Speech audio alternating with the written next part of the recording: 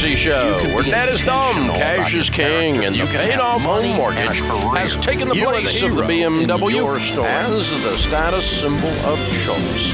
I'm Dave Ramsey, your host. Rachel Cruz, Ramsey personality, best-selling author, #1 best-selling author, is my co-host today, also my daughter. We'll be answering your questions about your life and your money. Open phones at 888-825-5225.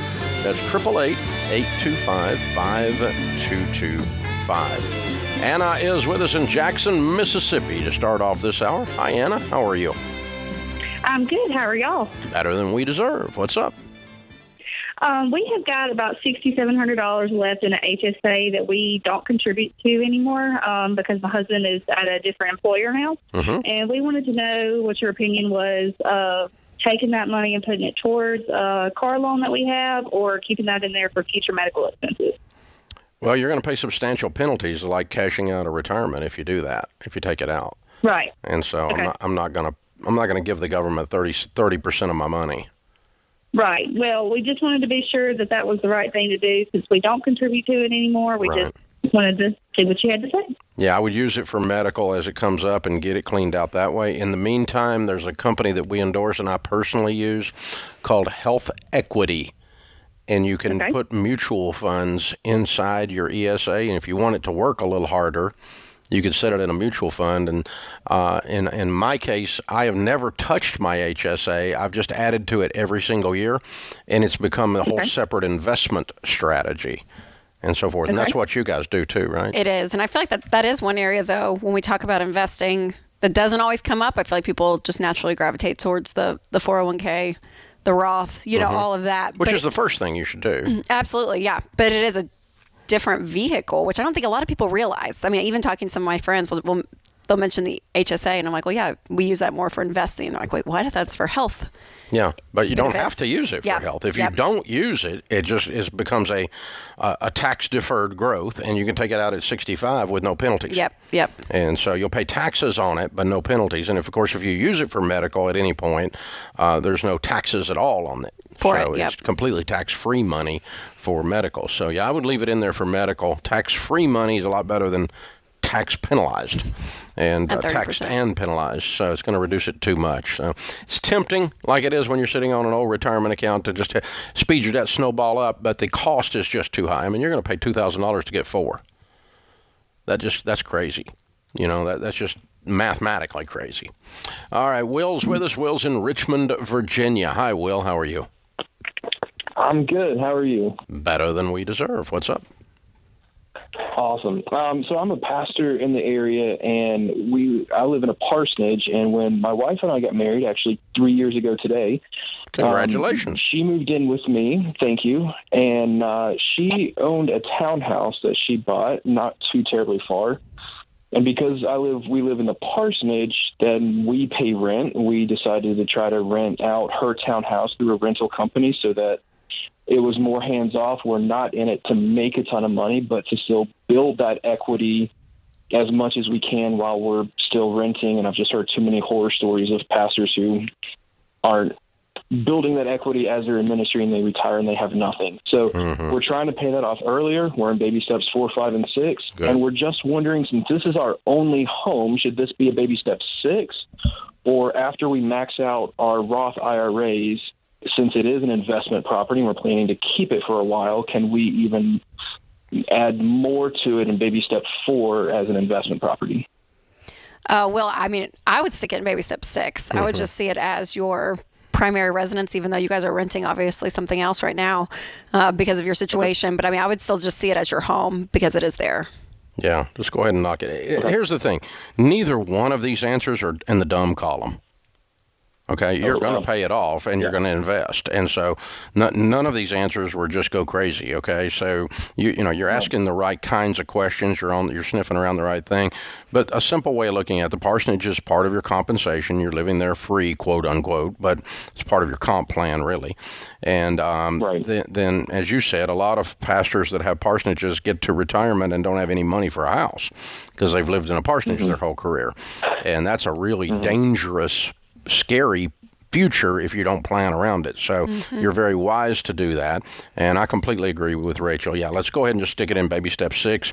Treat it like it's your personal residence, because it kind of is your future personal residence, or the sale of it would be used for your future personal residence someday.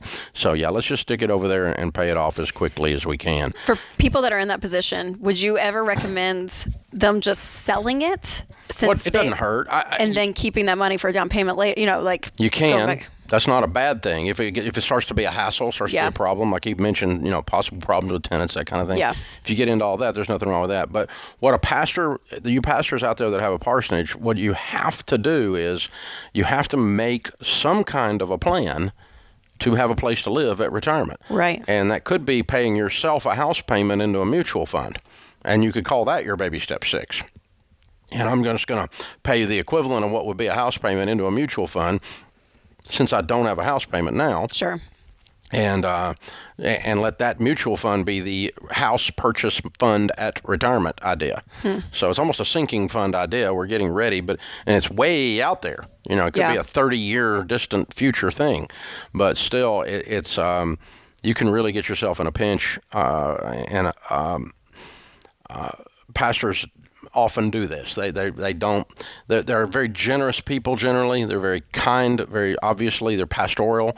They're compassionate, but they don't stop and take care of their own, looking out there that way. And God's going to take care of me for the future. Yeah. But God's telling you that in the house of the wise are stores of choice food and oil. That's in the Bible. And so wise to store up some choice food and oil, so when you need it. And that this is the investment plan to do that. So if you're in a parsonage, make some kind of an arrangement, something like paying yourself a house payment into a mutual fund, or being in his situation, Will's situation, where you've got a property that you're paying off. You're going to use the sale of that property, or move into that property even. But more than likely, 30 years from now, that townhouse is not going to be where they want to live.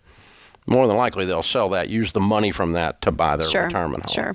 But that's a good plan. And pastors have some unusual things, housing allowance as an example. If you're not in a parsonage, there's some unusual things in the taxes. They can opt out of Social Security for their pastoral income. They've got some unusual things in the tax law that they're allowed to do, that if you use them properly and you think long-term with them, then it really can add to your wealth building plan. Yeah, if you're strategic about it. That we want you men and women serving in the pastorate to have. So there you go. This is the Ramsey Show.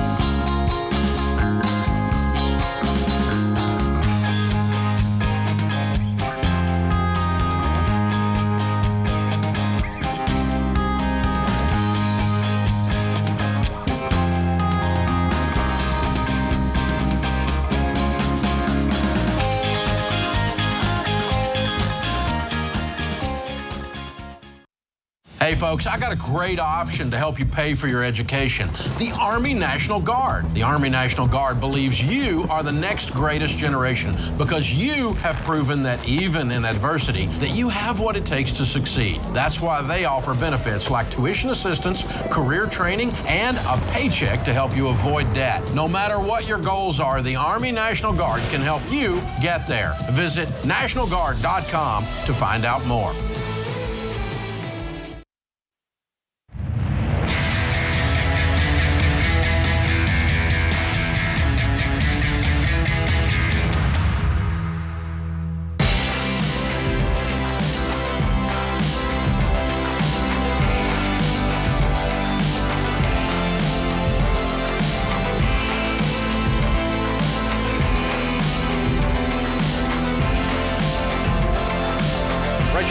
Ramsey personality is my co-host today. She's the author of the New York Times bestseller, #1 bestseller, Know Yourself, Know Your Money. Discover why you handle money the way you do and what to do about it. And also available now is the Know Yourself Money Assessment. And it's available for couples. If you are married and you take the Know Yourself Money Assessment, you're going to find out a whole lot of things about yourself and your spouse. And you'll be able to look at each other and go, oh, that's what's wrong with you. That's what your mother did when I took the disc profile all those 40 years ago. I come home and I go, this thing completely mailed. It read my mail. And she's reading it. She said, yeah. I'm like, isn't that amazing? She said, yeah, that's what's wrong with you. That's what's wrong with you. That is me. That is me. It's not what's wrong with me. Oh my gosh. Oh, well, yeah. Well, we love assessments. I mean, from DISC or Enneagram, anything that kind of just like you understand more about yourself and why you do the things you do. So obviously that's one of the reasons I wrote the book, Know Yourself, Know Your Money, to kind of dig into the money side of that. And then this assessment just pairs hand in hand. I mean, it really is to be able to walk through and answer questions, and something comes out in this PDF and you're like, what? Yes, that's it. And that's to read him. it. That's her. So great. Yeah. Yep. Yeah, the Know Yourself Money Assessment for couples. It's very inexpensive. Jump online at Ramsey Solutions. Check it out. You're going to enjoy it. Socrates said the unexamined life is not worth living. And so there's something, I don't know, because we're into transformation around here and into hope, whether it's Ken Coleman or whether it's us on the money side or George or whoever, we're always talking about what makes people tick and what makes ourselves tick. John Deloney's like the ultimate, right? Yeah, he's going to unpack more crap about you than you even wanted to know, right? And so, but what makes you tick? What caused you to do that? Why did you react that? Why did I react that? And even when we're taking calls with you guys here on the air, this whole human animal thing is fun. Mm-hmm. It's just fun.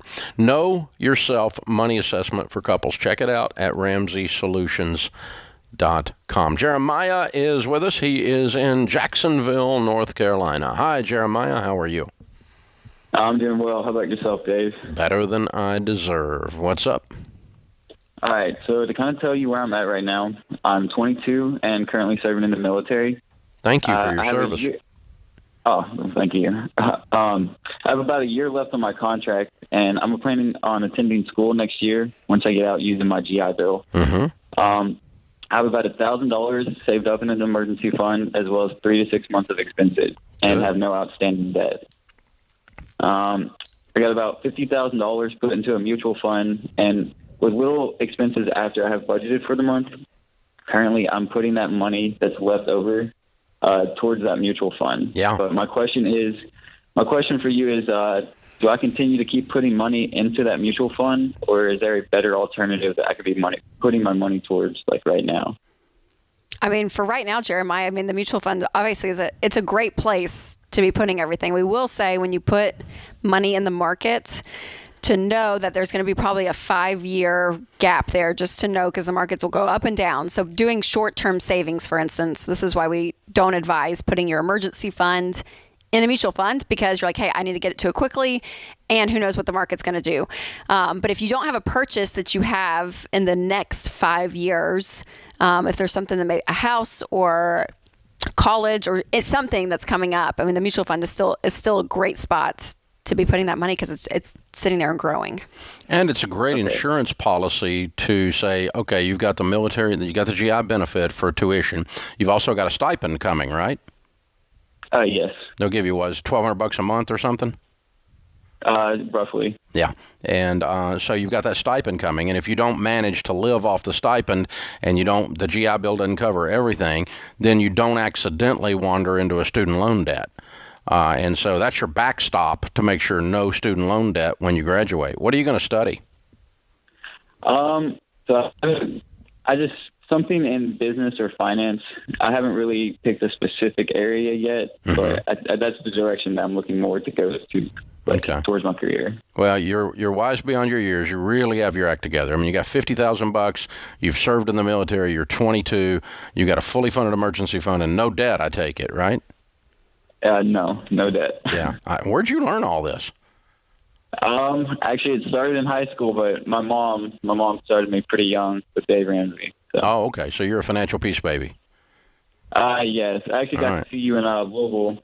So. Okay, when you were just a kid, just a little kiddo, just wet behind the ears. So you're something else, man. I'm proud of you. I know your mom is. That's very impressive. Awesome. Very impressive. A lot of people wishes their 22-year-old sounded like you, and it's pretty impressive. Very well done. Yeah, you're going to be in great shape, and just use that $50,000 as a backstop. If you don't touch it, which is the preference, right, and you get out, then Rachel's right. It will have sat there and grown for 5 years or 4 years, and you'll be able to use it for a great down payment on your first house. And you're going to be in really, really good shape because that 50 is probably going to be 75 or 80 by the time you get there. It's awesome. So very good stuff. Michael's with us. Michael is in Bozeman, Montana. Hey, Michael, how are you? I'm doing well, Dave. Good. How can we help? Well, we are retiring, and we've read your books and have been able to get debt-free, and we've paid for our building, for our office, and our home, and our cars. They're all debt-free, and we're just wondering if we should lease out our office building or sell it, because prices are pretty high right now for office building. Mm-hmm. And we don't know which way we should go, whether we should lease it and use the lease as retirement income or sell it and put that into our mutual fund and use that for our retirement. Mm-hmm. It just depends on what you want as an investment. Both ideas are great ideas. I'm a real estate guy, and Rachel's husband, Winston, runs all our real estate, and he and I for sure would keep it. But we like it. We like real estate. I mean, the office we moved out of to move into the new headquarters here 2 years ago, we've leased it up, and it's a wonderful asset now, producing a great income. And so if you can do that and you don't mind dealing with real estate has a much higher rate of return overall if it's well managed and good piece of real estate than mutual funds will, but it's also got a lot higher hassle factor. Yeah, that's the thing we're concerned about, because right now the inflation has, the building prices are inflated much more than we think they should be, and so it's selling. Yeah, I don't think you're going to see. I don't think you're going to see. You may see the rate of value increase slow down, but I don't think you're going to see a retreat unless there's some kind of structural problem with the Bozeman, Montana particular economy, and I'm not aware of one of those. I think that it's a great little town, and I don't see. I would think you ought to be able to release that and keep it. Okay. But I mean, it's if I were, but if not, if you're not real estate people, okay. If you hate it and you dread it, sell it. Yeah, it's no fun to own real estate. I mean, tenants are, it's a freaking reality show sometimes. We're hoping in part of our retirement to be out of the country for a couple of years, so we'd have to have a management company to run the building, and that's part of our quandary. Is that's an additional expense, so we don't know how much we'd be making there. Well, run some numbers on it. Have a property management firm or a commercial real estate person in the area run some numbers. Okay, if you lease it out on this, what you're looking for is, obviously your gross potential rent, which is if it's full all the time, which never happens, minus a vacancy rate, minus your projected expenses. It's a fairly easy budget to pro forma to run, equals what's called NOI, net operating income. And you look at that and you say, that's how much money I'm going to make, plus it's going to go up in value, plus I get to shelter that by depreciating the building. And so there's 3 places you get a return. Those 3 added together are called your internal rate of return in real estate. And my internal rates of return are north of 15 to 17% on most of our properties. If you got a bunch of residential single-family houses you're going to be out of the country managing, I probably would sell them off. But commercial's a lot less drama and a lot more stable stream of income.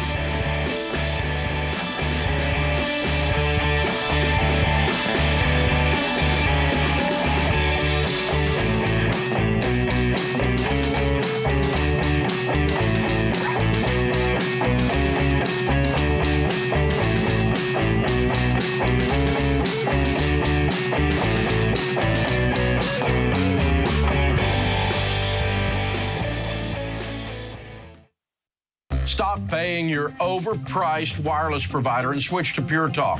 They use the same network as the larger providers for much less. For just $30 a month, get unlimited talk, text, and 6 gigs of data with no contract. The average family saves over $70 a month by switching to Pure Talk. Just go to puretalk.com and enter the promo code Ramsey to save 50% off your first month. Pure Talk, simply smarter wireless.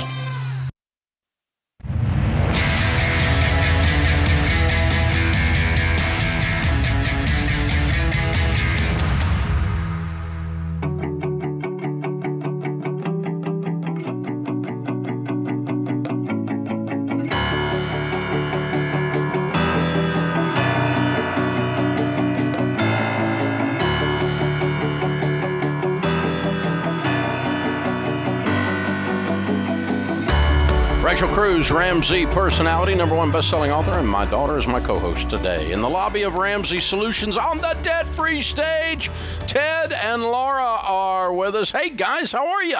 Doing great. Doing well. Good, good. So, where do you guys live?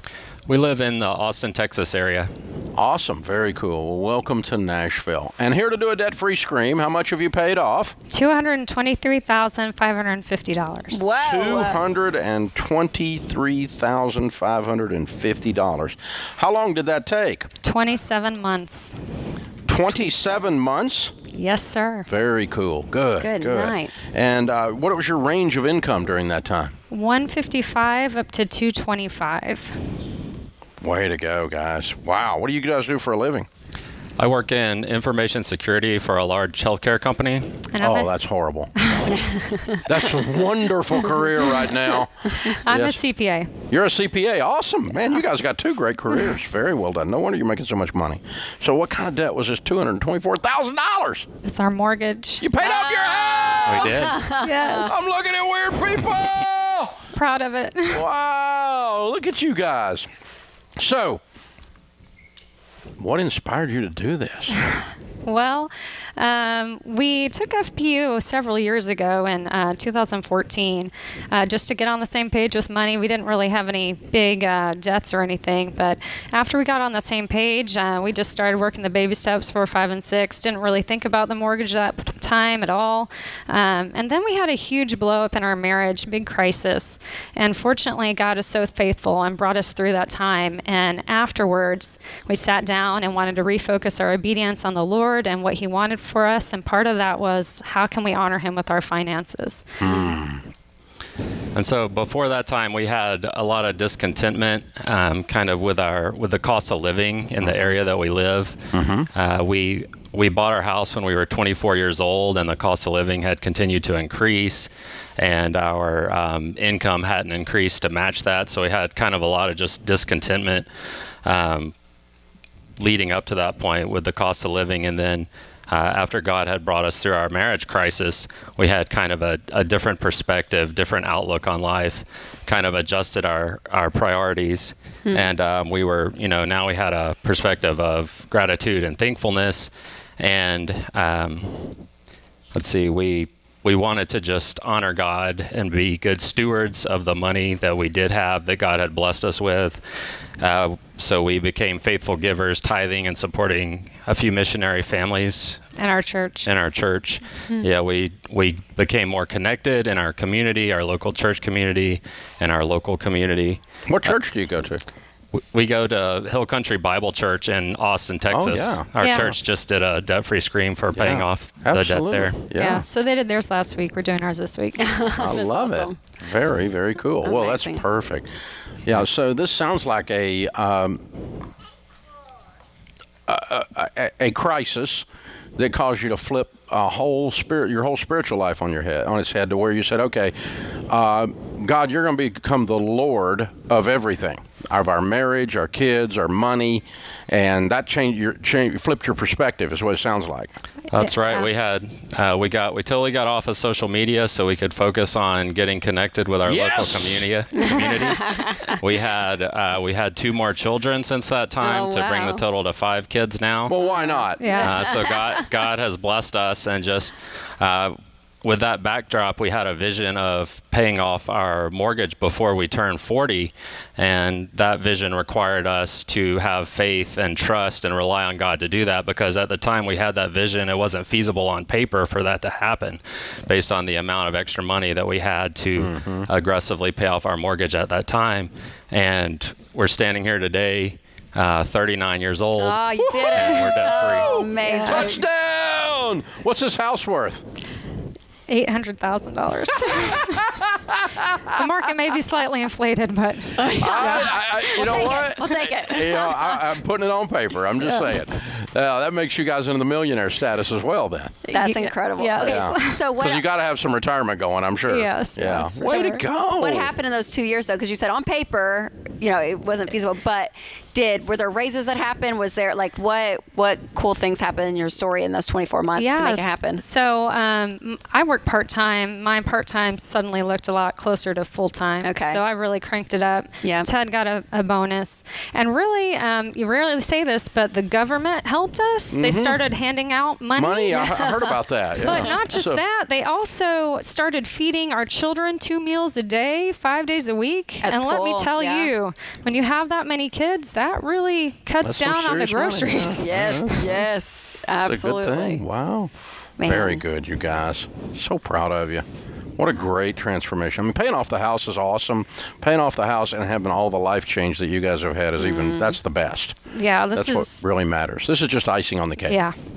Just shows the faithfulness of the Lord. Yeah, that's right. Amen. Do you feel like you guys as a team, because I'm sure the crisis brought you guys to rock bottom is what it sounds like, and you kind of have this whole new viewpoint on marriage, right? And working together in the messiness of it all. Did that help you, do you think, working as a team, as a couple? Yeah, it definitely helped us build momentum and be on the same page and just continue together. Yeah, refocus on a goal in obedience together was really great. Yeah, that's good. Great for every marriage. Yes, Yeah, absolutely. Absolutely. How's it feel? Feels like freedom. Yeah, feels amazing. No house payment. No payments at all. You don't have any payments. Y'all know that? You don't have a payment in the world. Yeah, I don't have to think about what's in the account at the end of the month because there are no bills at the beginning of the month. I live in an $800,000 house and it's paid for. Go out and dance in the backyard. I love it. I'm so proud of y'all. What do you tell people the key to getting out of debt is? Being on the same page, being in obedience to the Lord, tithing. I mean, if you are walking together with God, with your finances, I mean, nothing is impossible. Amen. I mean, our numbers are pretty extreme, and it's only because we're walking with the Lord He made it happen. Yeah, you knocked this out amazingly fast once you decide to lean into it. Wow. Very cool. 39 years old, weird people. All right, you brought the kiddos with you. Bring them up on stage. What are their names and ages? Okay, here they come. We have Kate, is 11.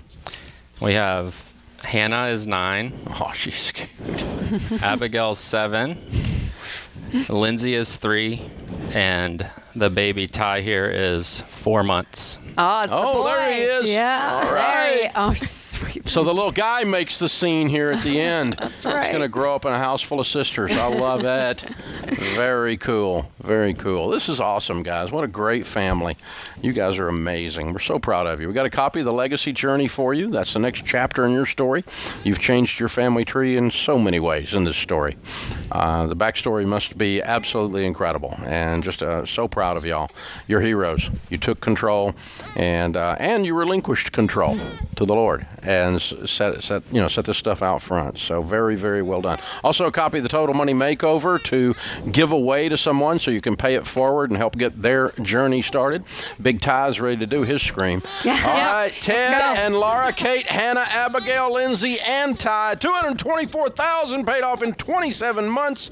House and everything, making $155 to $225. Count it down. Let's hear a debt-free scream. 3, 2, 1. We're debt-free! Oh, my. Wow. So precious. Oh, I know. I can feel Laura was like, all right, let's do this. Let's do this. There's Ty. Oh my gosh, so fun, you guys. So quick so before sweet. nap time. I know. I got that, girl. I know that routine. It's awesome. So great. I've seen it at my kitchen table. It's wonderful. Oh, how fun. This is The Ramsey Show.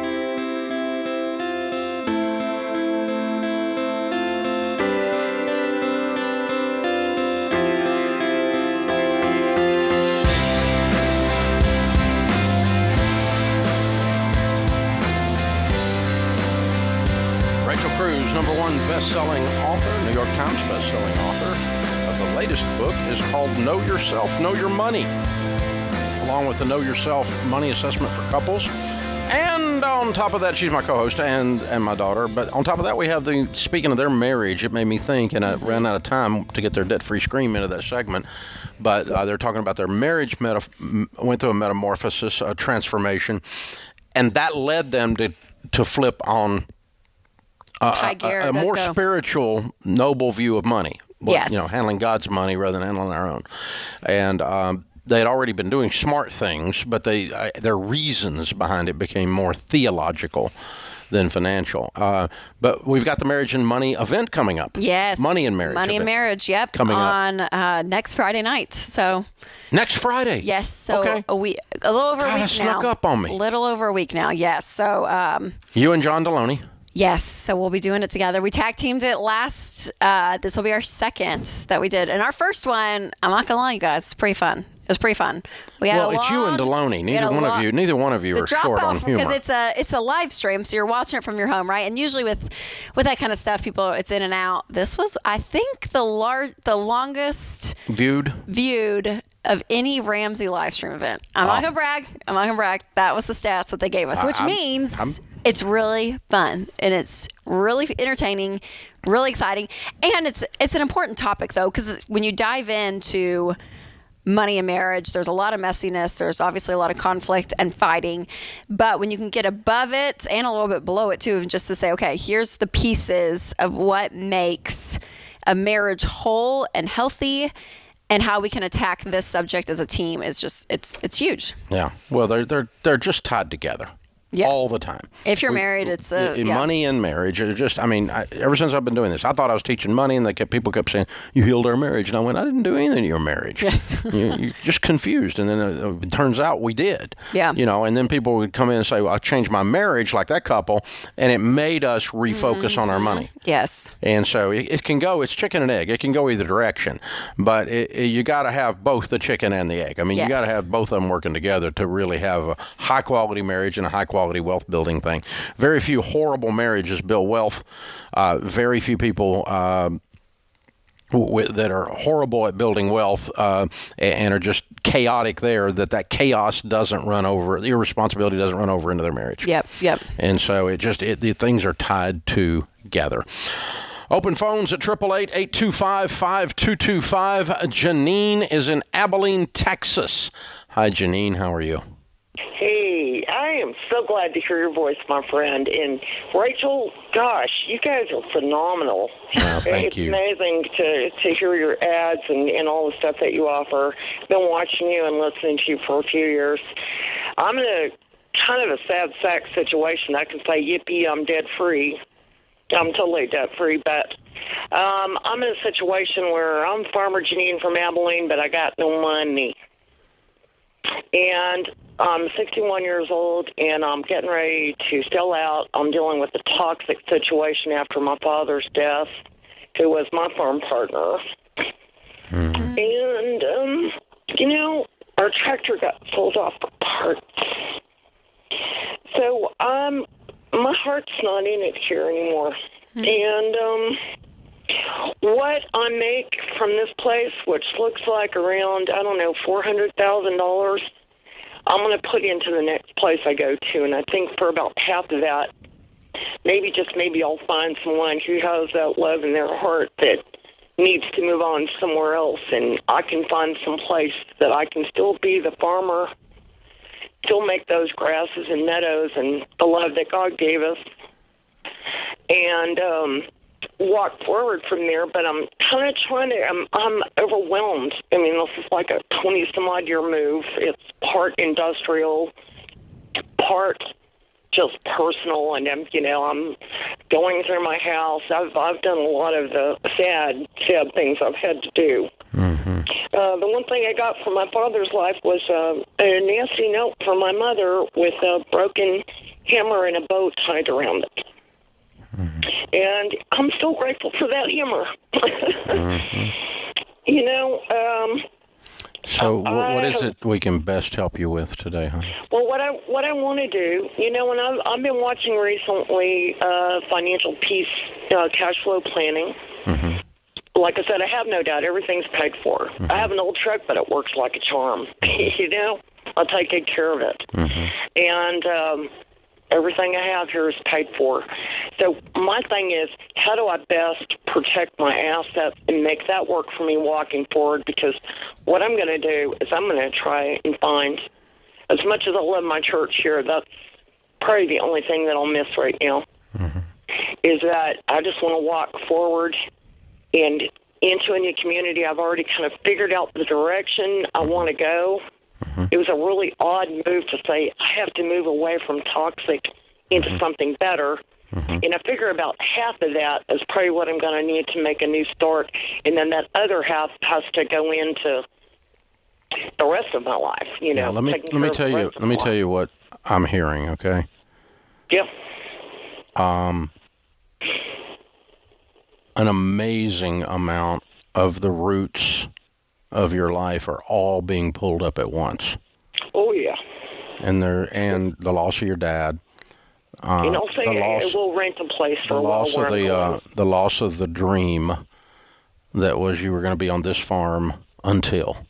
Yeah, the heart of it. The loss of what should have been with family and isn't because they aren't. Yep.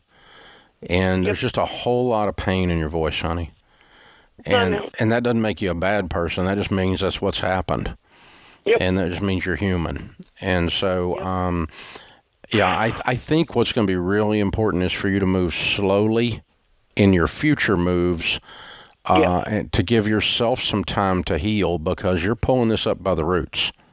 Yep. And then you're going to move it over here and replant it. And we got to make sure it takes hold before we start going crazy over here. So I don't want you to make a bunch of big investment decisions that are permanent. I want you to move slow and give yourself some room to cry. Because if I were in your shoes and you've lost your dad, the dream of the farm, everything that the farm represented, the connectivity to your church, the connectivity to the community, the toxic family members that shouldn't have been but are, they're not filling their role properly. And so you're going to have to go over here and set some new relationships. And as Dr. John Deloney talks about, the way you overcome trauma is grief. The way you overcome trauma is community. And you need a lot of room to grieve before you start making a bunch of investment decisions. You're planning with a brain that's foggy right now.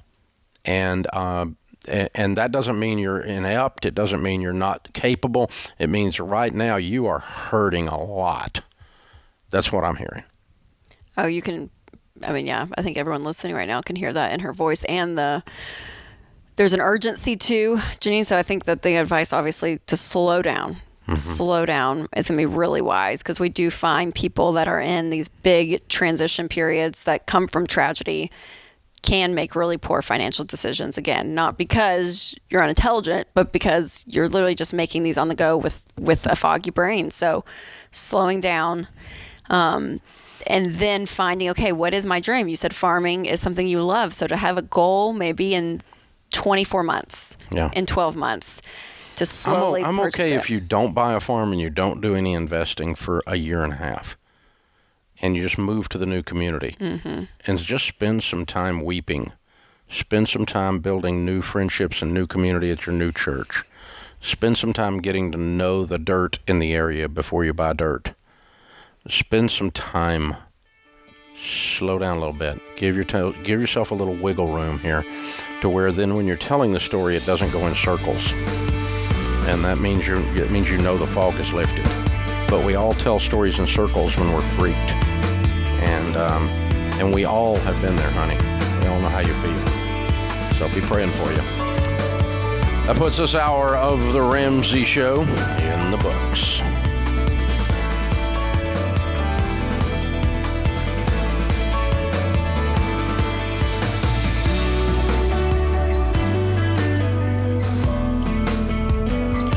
Have a friend or family member that needs a daily dose of Ramsey advice in their life? Let them know about the Ramsey Call of the Day podcast. It's a quick hit of advice about life and money in under 10 minutes.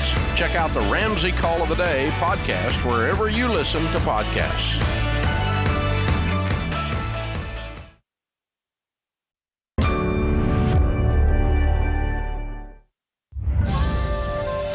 This is The Ramsey Show. You can be intentional about your character. You can have money and a career. You are the hero in your story.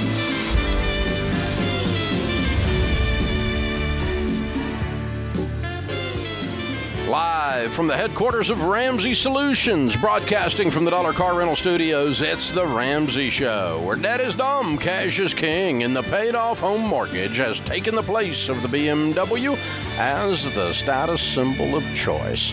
I'm Dave Ramsey, your host. Rachel Cruz, Ramsey personality, #1 best-selling author, New York Times best-selling author, is my co-host today as we talk about your life and your money. Open phones at 888-825-5225. Jennifer is in Washington, D.C. to start off this hour. Hi, Jennifer. How are you? I'm doing great, Dave. Thank you so much for taking my call today. Our pleasure. How can we help? First of all, so I want to thank you guys, #1, for everything you do. It's awesome. I just love your show, and I've been listening for a couple years, kind of off and on. I wish I knew about you 20 years ago. But, hey, at least I do now, and I'm doing better. Good. So right now, I'm 47. My husband's 54. We're both working full time. We owe right now about $377,000 on our house. We have no other debt, so we have everything else is paid. We are putting 15% for retirement. Good. We do have a good amount in our 529 for our 2 kids. So we have a 19-year-old and a 6-year-old. Wonderful. So we have about $70,000 for the 19-year-old and about 20 so far for the 6-year-old. It's fitting pretty well. So my question for you is, I've talked my husband into close to it anyway. Of hey, let's just pay our house, right? So #1, I think that's the way to go. But then, how quickly do we do that? And then, or do I do that and mutual funds? Or that's where I'm kind of struggling. Do we just dump everything into the house, or do we look at maybe mutual funds as well, or not look at that till after the house is paid? Do you mean above your 15%, Jennifer? Exactly. Yes. Sorry. Yes. Well, again, the baby steps are there, right? So 15% of your income to retirement. You said your kid's college is there. So I would throw everything else at the house. How much do you guys make? Okay. We make so after taxes, a month, it's about $14,000. So we do pretty well. Okay. And I don't want to work forever. I want to retire early. My husband thinks I'm crazy, but I just want to get the house done. But because I had kind of figured out a plan. I said, hey, we can pay it in like 6 or 7 years doing the math. But do I not do the math, or just say, kind of dump as much as we have left over? Or that's where I'm struggling. I'm a finance person for my job, and I'm kind of like, I want the calculation how to do that. Well, what we talk about is up through baby step 3, which you're through that. You have to be intense. You have to be intense. You do nothing until you get those steps done, out of debt, and have your emergency fund in place. And then when you move into baby steps 4, 5, and 6, those are simultaneous, and you move from intense to intentional. And what that means is you're going to set, you're a finance person, so let's just set a formula to this. There's 3 things we can do with money. We can give it, be generous with it, and you should. You can enjoy it, and you should. That's lifestyle and purchases and so forth. And we should invest it, and you should. And so paying off your home here is an investment type move. So the point is, if you dump every little single thing out of your whole life and you have absolutely no life until you get the house paid off, that is not our recommendation. Okay. That's not intentional. That's intense. Now, if you had a bunch of credit card debt, I would do that. I'd set your hair on fire till you get this done, right? But this is not, here we're just going to be intentional. So we're going to do our 15% of our income into retirement. No more investing other than that, other than if you're going to do something to supplement the kids' college, and you may need to do a little of that. And then beyond that, money that we find, every dollar we consume on a trip or a car purchase or a consumption means we don't reduce the house. And every dollar we put on the house means we don't enjoy that money today. We're going to enjoy that money later. Okay? Mm-hmm. So you don't want to do all of either. In other words, enjoy it all and put nothing extra on the house. Bad idea. But put so much on the house that the budget is so tight that it's no fun. Bad idea. Mm-hmm. And so I would set myself budgets for lifestyle inside of your existing monthly budget, and then just say any extra, we're going to throw it at the debt. And right now that looks like $5,000 a month. That looks like $6,000 a month, whatever it is, until we get the house paid off. Now, when the house is paid off, that's baby step 7. Then you max out all your mutual fund, all your retirement accounts. And you increase your outrageous generosity at that point, and you increase your outrageous enjoyment of money at that point, because then that's the touchdown. Now you do the touchdown dance. So Rachel's exactly right. Whatever found money, if we want to go back to our old econ class, disposable income that we have beyond our basic investments, beyond our basic living and enjoyment of money, every dollar we can find beyond that, I'm going to throw it at the house because I want to get it done as fast as I can without putting my family in a strain. And I'm going to say, with the numbers you've got, it's probably about a 5-year mark you're going to be done. And what happens too, the one of the reasons that's in the baby steps versus just living with the mortgage for 30 years like most people do, is because once you have no payments, then you have suddenly have so many options, Jennifer. You said you wanted to retire early, and that's not crazy if you got a paid for house and no bills. Yeah, sure. And by then you will have substantial investments as well. Yes, absolutely. So it just opens up a whole other level. Obviously getting out of debt, consumer debt does that, but when you don't have a mortgage, not even a house payment, it's like tenfold. It just gives you so many options. And so I don't think you're crazy for wanting to retire early, Jennifer. I think it's great. No, yeah, get it paid off as fast as you can without sacrificing your life. Pinching down on everything to the point nobody can breathe. Yes, and that's what now, if you can't breathe in baby steps 1 through 3, you're doing it right. You need to be wild on that one. You need to be in panic mode. You don't have an emergency fund. You got a bunch of car debt, student loan debt, credit card debt, and that kind of stuff. That's when you're a normal American and you have a mess and you need to clean up your normal, because normal sucks. But that's not where you are. You've moved from that intense section of 1 through 3 to intentional. And this is where baby step millionaires are born. They get the home paid off. Last hour we had a debt-free call, or a debt-free scream here in the audience, and they're 39 years old with an $800,000 paid for. Oh, yeah, 39. Yeah. Before they're 40. Yes. And they paid off an $800,000 house in Austin, Texas. Yep. And we didn't ask them details about their investments, but their investments are well in excess of $200,000. So they are not even 40, and they're millionaires. Why? They've exactly followed what I just outlined for the last 5 minutes with her. This idea of intensity until you're debt-free and have the emergency fund, then intentionality, 15% of your income into retirement, kids' college is addressed, and baby step 6, pay off the house with any disposable extra income we can squeeze out of our budget and throw at it without putting the family in some kind of a ridiculous strain. Yep, absolutely. And you'll do it in 5 years. You really will. And it's enjoyable that way. Yeah, and you just wake up and you go, well, there it is. I did it. There it is. I did it. That's how it works. This is The Ramsey Show.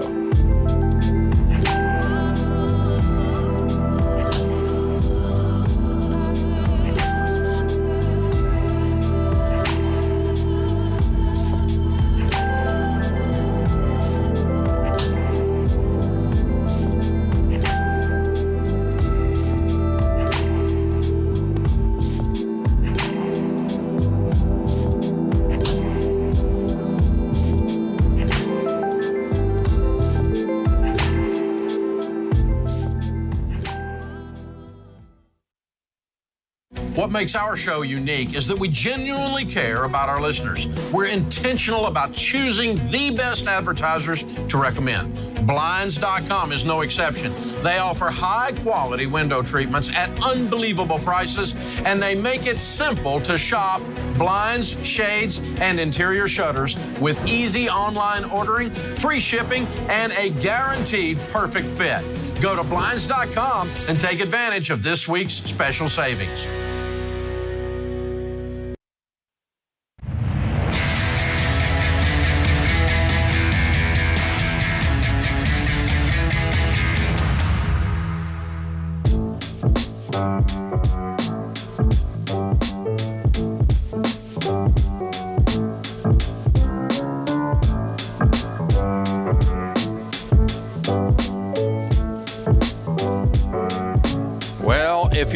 debt, it can feel like you're fighting a losing battle. You can feel like you're stuck, like the freaking Bills are winning.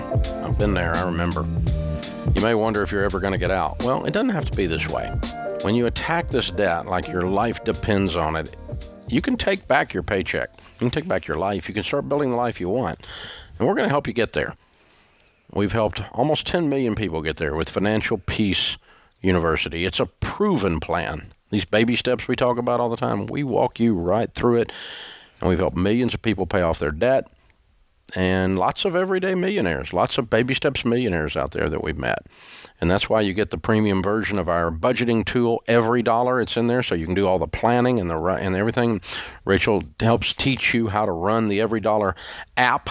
And it's all only available as a Ramsey Plus membership. Financial Peace University, Every Dollar, many other things as well, all at Ramsey Plus. To start your free trial at Ramsey Plus, text TRIAL to 33789. Text TRIAL to 33789.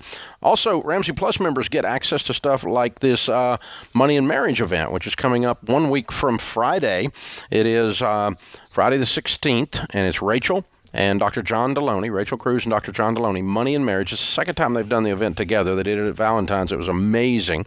And this event has really been hugely popular. If you're not a Ramsey Plus member, it's only $20 right now. Prices are going to go up this week. 1 week out, they're going to be more expensive. So either get your $20 purchase or get your free trial to Ramsey Plus. And while you're in there, you can watch the Money and Marriage event as well. Again, text TRIAL to 33789. If you want to just buy the $20 ticket, you can text MARRIAGE to 33789 and get signed up either way. Our question of the day comes from this wonderful American company, Blinds.com. They're a 100% satisfaction guarantee place. That means even if you mismeasure, you pick the wrong color, they're going to remake your window blinds for free. You have free samples, free shipping, and with the new promos they run every month, you'll save even more. Use the promo code Ramsey to get the best possible deal.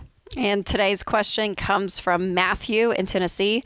My fiance and I will be getting married in November. We're both 20 years old. I make $60,000 as a welder. She makes $12,000 as a preschool teacher and is in college. I have no debts and also a 401k. She has about $5,000 in student loans and a car loan. We have an apartment together and a joint bank account that I put money in for her to handle my bills while I'm out of town for work. What does the whole process look like when combining finances after getting married? Well, Matthew, sounds like you're kind of already doing it a little bit. So between now and November, I know it sounds like a hassle, but honestly, I would still practice separating those finances until you guys officially are married in November. Stuff happens and you never know. So I would still keep things separate. I would not pay on her debt right now. I would be paying my own bills. Again, keeping it separate until you guys get married, say I do. And then the moment you guys do that, then what you're doing now, which is a little bit of practice, which is good, is the joint checking account. So having one account that you guys are working out of. This is a big hurdle for a lot of couples. It's tough for them to combine accounts for many different reasons, but that's a tactical step for you guys to do. And then see this debt that she's bringing in, which is some student loans and a car loan, as your debt, that it's our debt together once we're married. And for you guys to pause that 401k that you have and take all the extra money you guys have and pay off this debt and get an emergency fund. So that's kind of the way to look at it, the plan. But there is such a push for me when you get married, and only when, that you say, okay, we have one budget, we have one account we're working out of, and that unity is created, kind of almost this forced communication in a sense, after the wedding. Yeah. After the wedding, when you do one checking account, that forces you to talk about money and to have a planned budget. Because if you don't, you're going to overdraw the account because she's writing checks, you're writing checks, she's using debit card, you're using debit card, and we don't know what the balance is. So the only way you can run an account together is it forces you to communicate about it. It forces you to have a budget and to stick to it. Because if you don't, you're going to screw up your checking account. You're going to overdraft. And you're going to be mad at each other because you can't just run off and do your own thing anymore because you're married. This is how marriage works. You do it together. And here's the beautiful part about the whole thing. When you combine your spending and you agree on your spending, Jesus said your treasure's where your heart is. When you're in agreement about what our future looks like and that we are moving in the same direction, you create a level of unity in your marriage, a level of communication you cannot do with any other subject. Money forces you to combine your value system. You have to say, we value saving. We value generosity.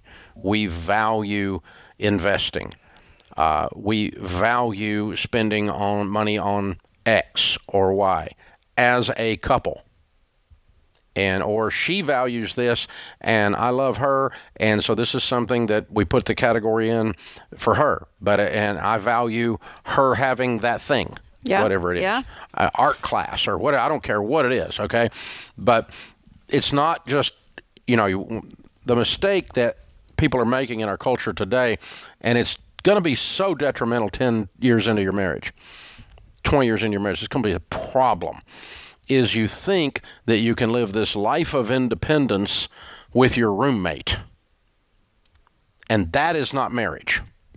And you're going to get into a problem. And you guys are probably going to talk about that in the marriage, in the money and marriage. Yes, because it's so interesting. Out of all... I'm independent. Then don't get married. No, out of all the things that I talk about specifically on social media, the one thing that people get so angry at me, it's the most hateful comments that I get, is when I say, join your bank accounts.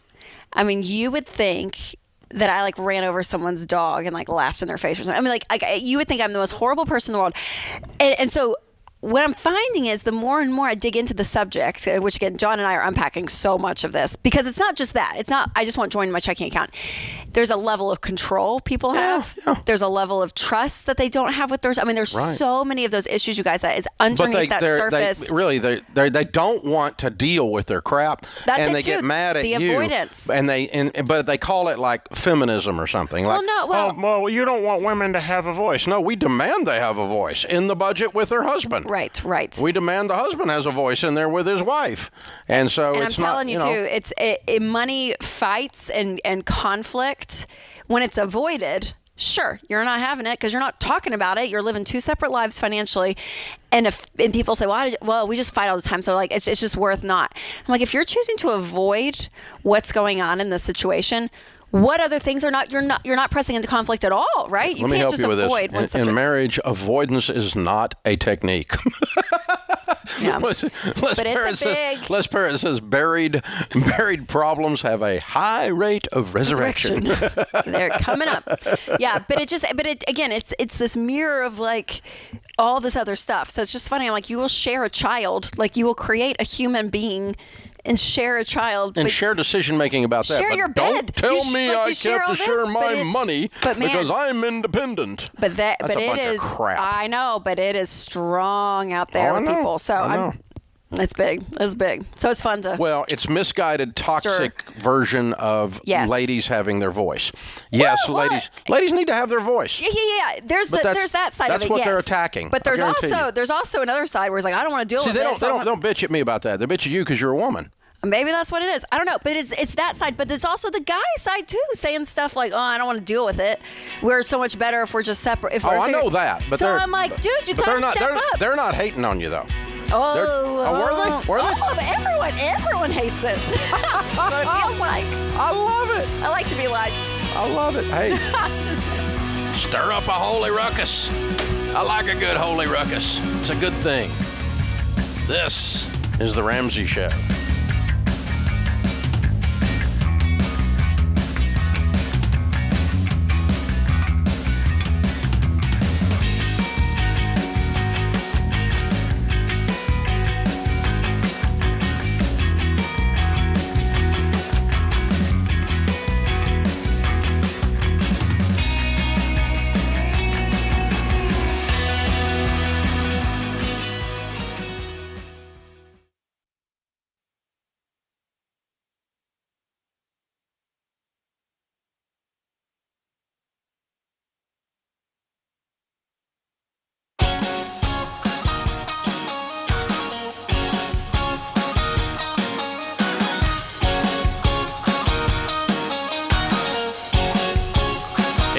of Ramsey Solutions on the debt-free stage. Evan and Anna are with us. Hey, guys, how are you? Hi, Dave and Rachel. Hey, how's it going, guys? Welcome. So good to have you. Where do you guys live?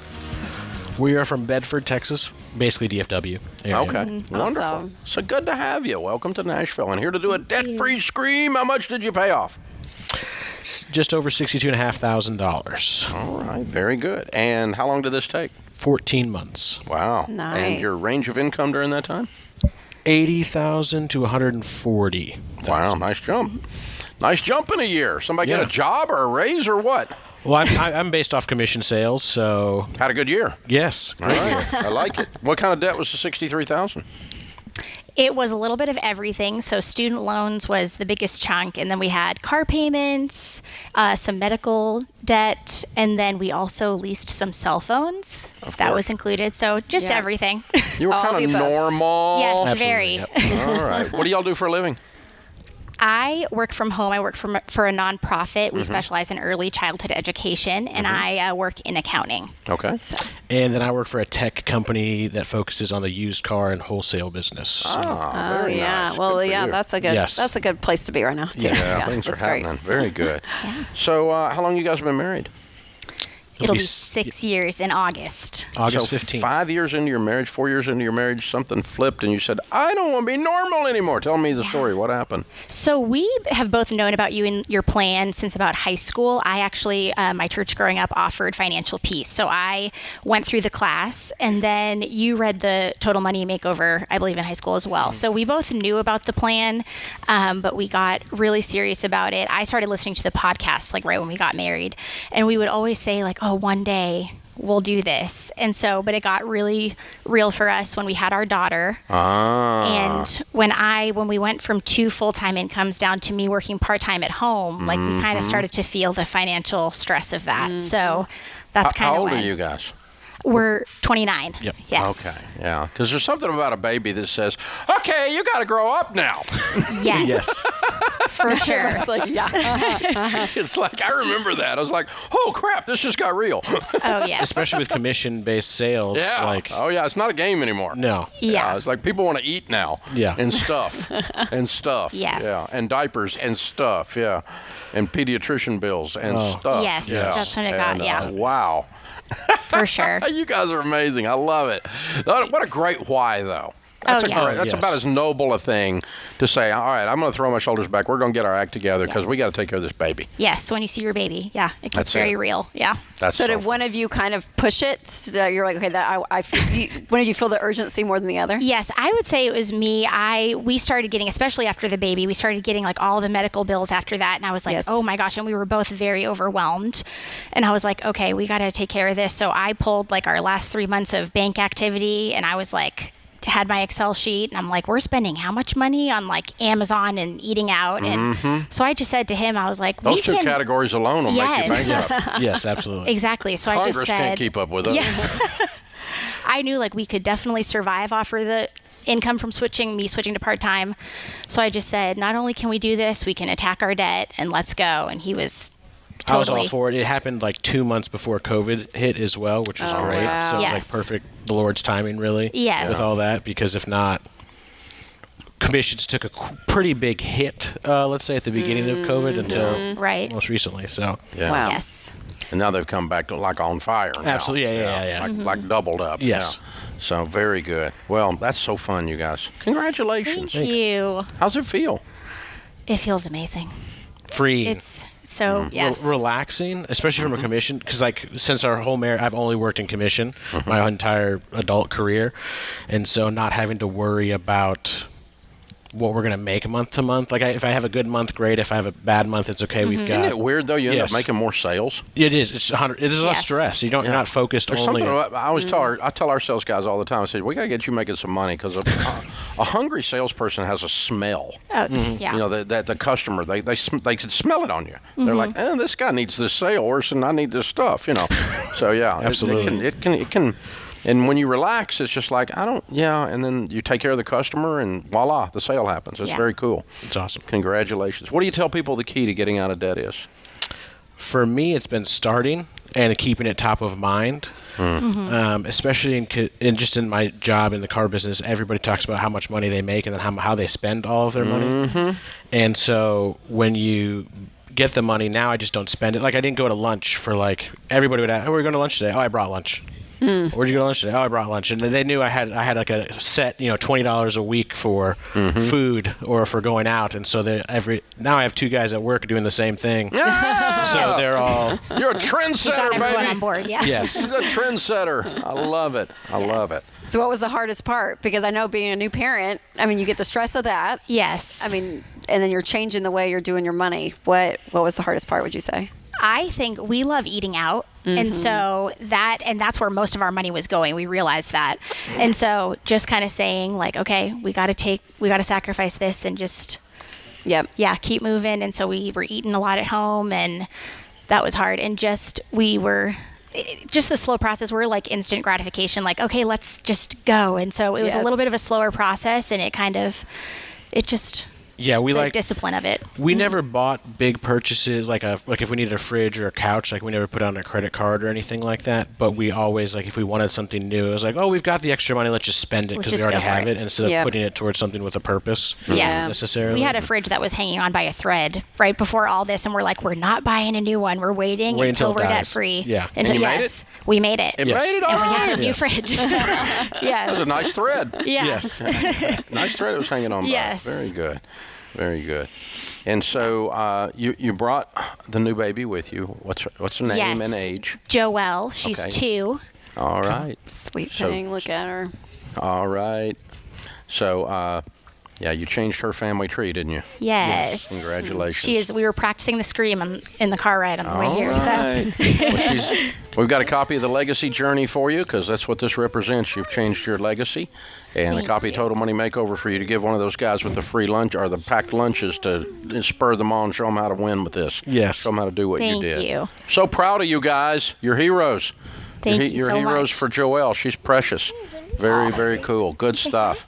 All right, Evan, Anna, and Joelle, $63,000 paid off in 14 months, making 80 to 140. Count it down. Let's hear a debt-free scream. 3, 2, 1. We're debt free.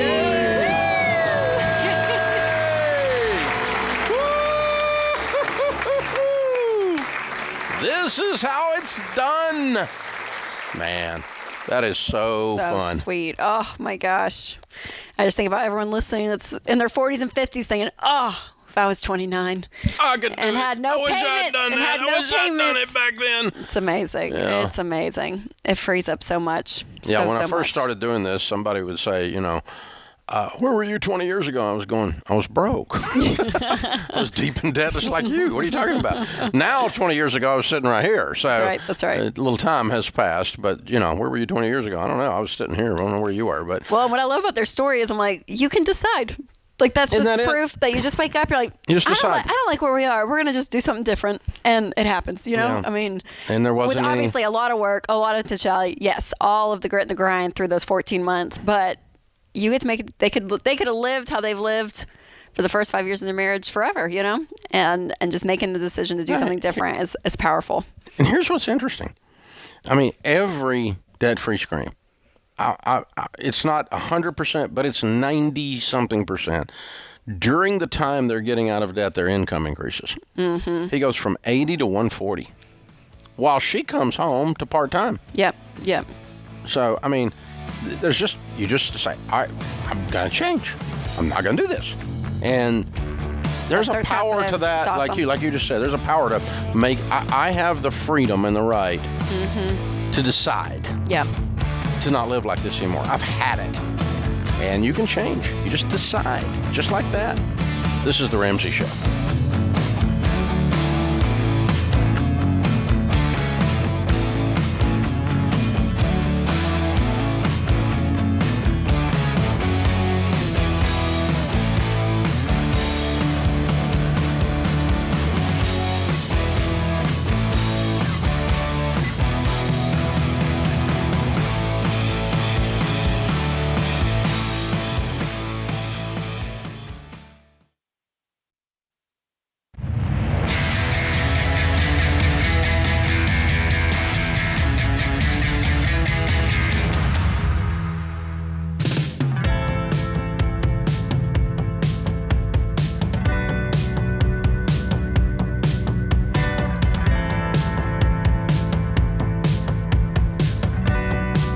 Rachel Cruz, Ramsey Personality, is my co-host today. Open phones at 888-825-5225. James is with us in Boise, Idaho. Hi, James. How are you?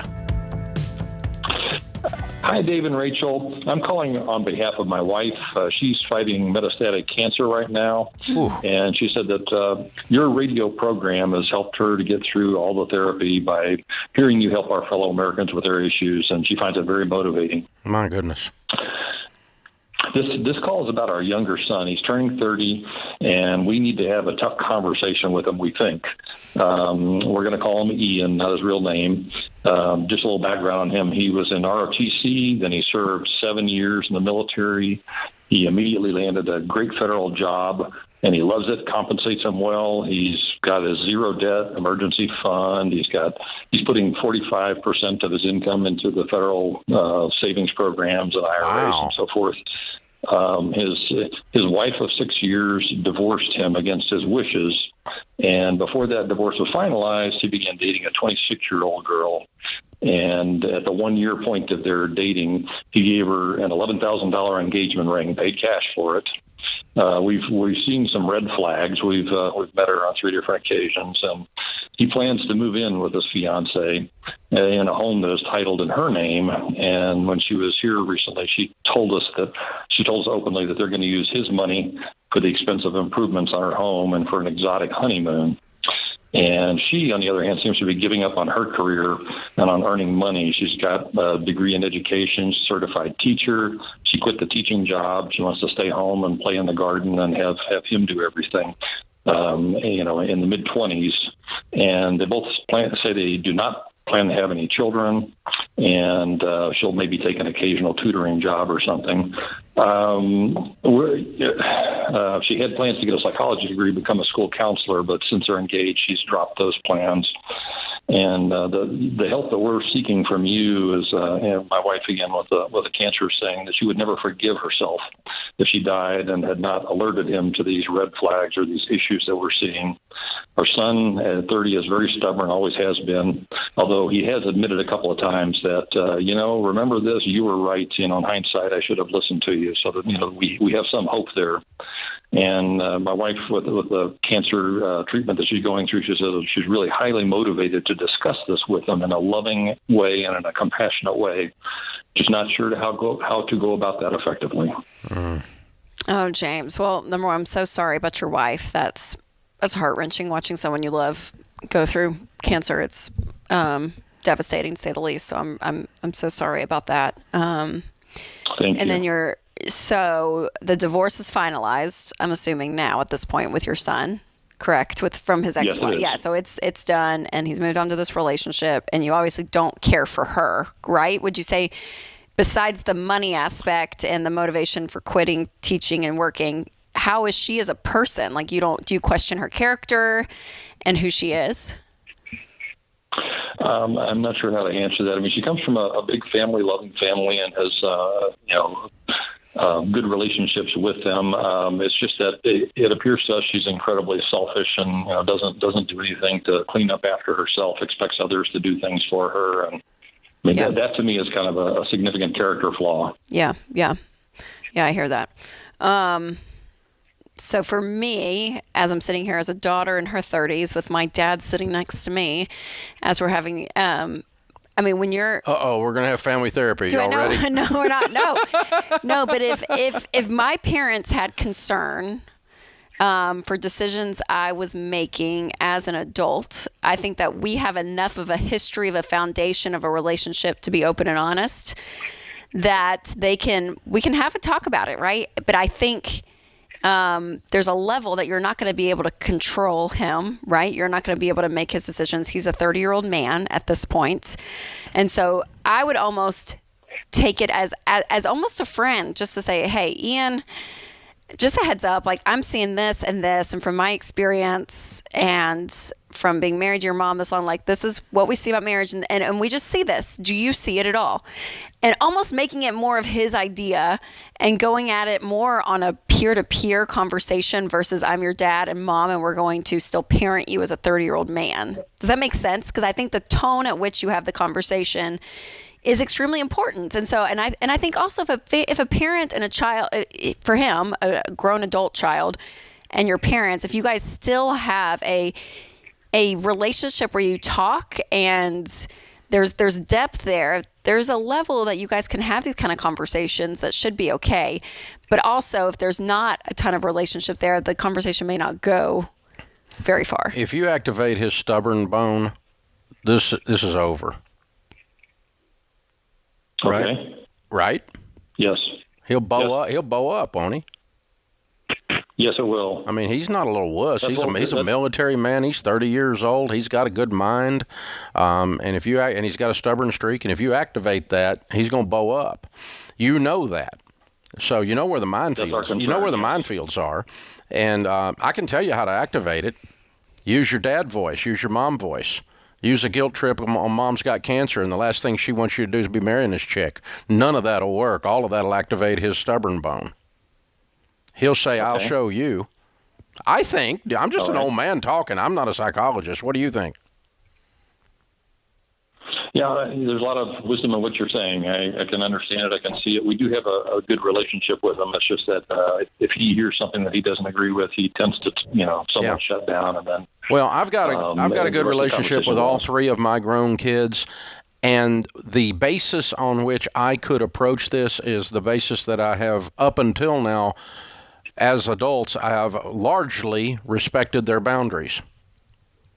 And so now I've got to respect their boundaries again. I think it's one of the most frustrating phases of parenting is when you can no longer tell them what to do.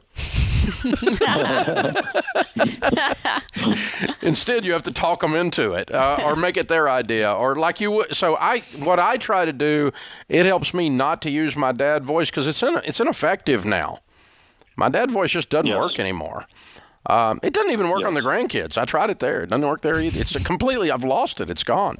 So Papa Dave's You're out of practice. I lost my dad voice. But the point, all joking aside, the way it helps me reframe my mind, and I think your wife is the one that really, because she's so concerned about this and emotional about it, and it's her daughter-in-law, which is a really touchy process anyway.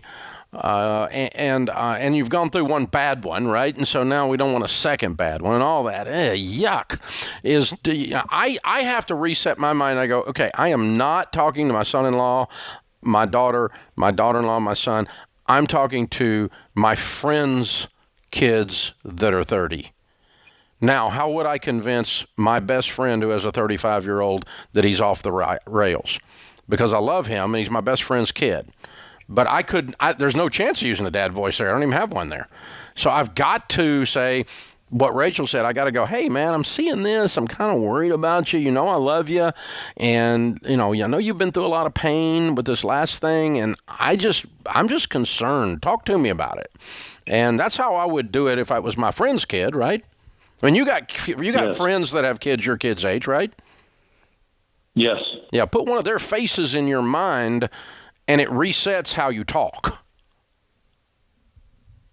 Okay. That's how I do it. Sounds like a great plan. That's how I do it, because I don't have a footing to tell these grown people what to do. Now, I actually do because they work here, and I can do it as their CEO. But I can't do that in their personal lives. I can only do it in their professional lives, right?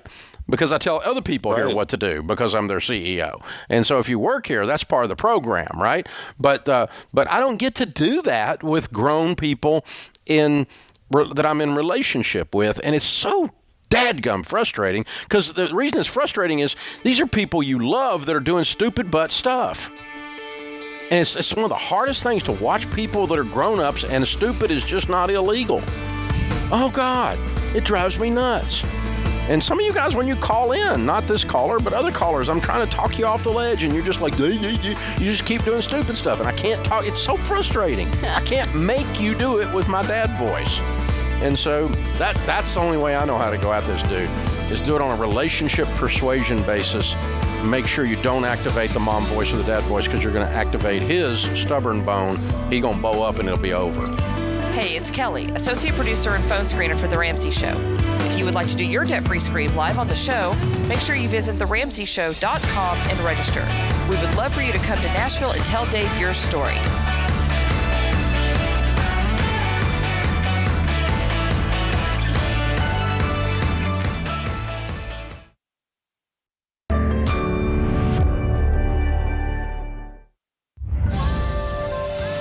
This is The Ramsey Show.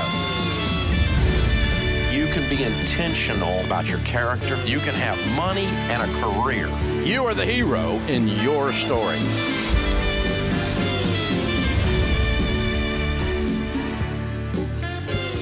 Live from the headquarters of Ramsey Solutions, broadcasting from the Dollar Car Rental Studios, it's The Ramsey Show, where debt is dumb, cash is king, and the paid-off home mortgage has taken the place of the BMW as the status symbol of choice.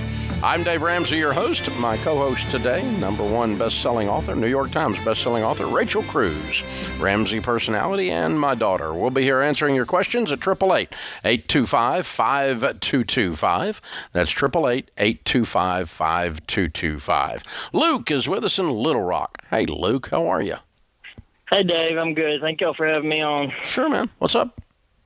So I made a pretty boneheaded, risky move, but I'm coming out on the good side of it. I bought a farm a couple months ago, and I bought it for undervalue, and I just got an offer on it that's going to leave me with at minimum $100,000, maybe $130,000, depending on how much my deductions go on taxes.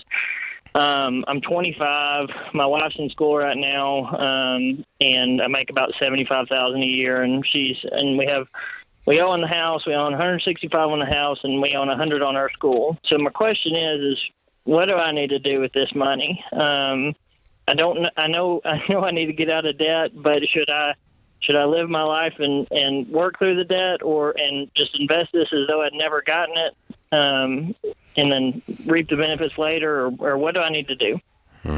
Luke, you said how much you're going to make off this? 100? Did you say? At least, yeah. At least, okay. Well, if I woke up in your shoes, once you get the money from this, after it sells and taxes are paid and it's all in the clear, I would immediately pay off your student loan. That's the only debt you guys have, right? Is that $100,000 in student loans? We have about a $5,000 loan for a medical bill. Okay, perfect. Yep, I would just knock all those out, so you'll be completely debt-free, 100% after you sell this farm, which is amazing. Any other cash that you have, I would open up a small money market account or a money market account and put the rest in there, because that will get you close to probably your baby step 3, which is 3 to 6 months worth of expenses. So having cash in the bank. You have that already. How much do you have there? About $40,000. 40, okay. Well, I'd go ahead and just throw that at the $100K, the student loan debt right now. I would clean that out. Keep $1,000 for your emergency fund. So the goal here, though, Luke, is to get this debt paid off as quickly as possible. And then on the other side of it, with your numbers, you guys are going to have a savings of 3 to 6 months of expenses. And then you guys can move on to investing. But I would use the money not to invest right away, like you said. I know it sounds like a good idea. Let's just put it in the market and forget I ever had it. And you wake up at 65 and you're like, oh, I'm a millionaire because of this money, because the sell of the farm. But listen, if you don't clean up what's going on in the present, that's going to sneak up on you. So get that cleared. Get some money for your emergency fund, and then you can look at start investing at that point. So okay, great. That's what I thought I needed, but yeah. I just needed to hear it from someone else. Yeah, the baby steps are the process we've developed over this 30 years that is the shortest distance between where you are in wealth. The shortest distance between 2 points, right? Straight line. And so that's what Rachel did. She just walked you right up the baby steps. And so we're going to clear the $5,000 in debt today. Write a check when you get off the phone. Get rid of that medical debt. We're going to take everything but $1,000 and throw it at the student loans, and then we'll finish the student loans off with the sale of the farm. Now, you got a couple of issues. One is the farm deal, even though you came on the show knowing that we wouldn't have gone along with the crazy idea of going into debt and hoping you can flip this thing and make money, and yet it worked. And so you're the guy that walked up to the slot machine and dropped 2 quarters in and made $200. Right. It's going to be real hard to not do that again. Because you think that's going to happen again. Some part of your brain still thinks that works. And you didn't use that part of the brain when you were talking to us. You discounted it. But be careful. Just say, I'm not the guy at the slot machine. Because you're going to go do this crap again if you're not careful. Well, the level of anxiety that I felt over buying and realizing I needed to sell has kind of pushed me away from that. But there is a small bit of me that. The great news is it worked. The bad news is it worked.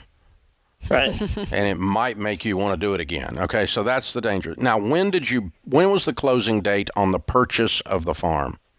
About 3 months ago. So I know I'm in long-term, or I know I'm in short-term capital gains. Which means ordinary income. And so if you clear $100 net, 40 of that's going to the government. Yeah. So you barely have enough to clear your debt after taxes and your emergency fund. So that's where you're going to end up, unless you've got something else going on we haven't talked about. But that's right where you are, man. So you're a wise young man to have recognized that you got out with your skin intact, and I hope you don't do a repeat. Because I'm saying that because that's the kind of crap I did. I would go, well, maybe I'm the exception to the rule. Maybe gravity doesn't apply to Dave, and it turns out gravity applies to all of us, right? So I always think I'm the one that can get away with it. There's a level of arrogance. I mean, pride goes before the fall, the Bible says. And I've fallen all over the place. And I'm not saying that's you. I'm susceptible to that. And so that's why I always warn everybody else. And I think naturally, people just have a higher risk tolerance than others. Some people are like, I just want that. And then some people are like, there's something about living on the edge that they thrive on. I mean, honestly, though, there's a level of that. 24 years old. We go on a first cruise. We'd never been on a cruise. We didn't even know what that was. And your mother is the most risk-averse person on the planet, saves every nickel.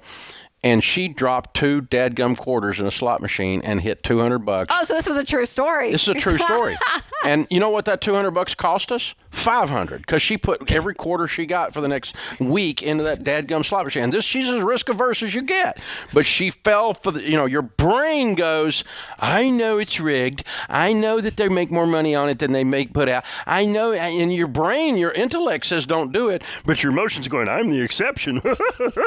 And you just keep putting, oh God, man. And I've done that so many times, and I'm not risk averse. Risk doesn't bother me. But even your mom, and Sharon's not, she's not a risk taker. But I'm saying in general, sure, a slot machine or playing some craps in Vegas. I mean, like every now and then. Yeah, or I don't know anybody did that. I won though. I did. Yeah, see, there we go. What are you? Your father's daughter? I paid for half my vacation with my fund envelope. And I even had it in an envelope. I really did. You're making my point for me. But what I'm saying is I'm not talking about that, because that's like just kind of. I'm not talking about that. But I'm saying, though, people's lifestyle with their money, though. There are people I talk to, and they get a thrill. Oh, I know. Out of losing money. On living on the edge of it. Yeah, I mean, they do, because. It's a dopamine. Whatever. Yes. Stupid telephones. You just got to keep the dopamine going. Keep the smartphone happy. Check 63,000 times a day. How many times you check your email today? How many times have you checked your email? 5,000 times. At least while we were on the air. But I thought. Yeah. Oh, my God. This is The Ramsey Show.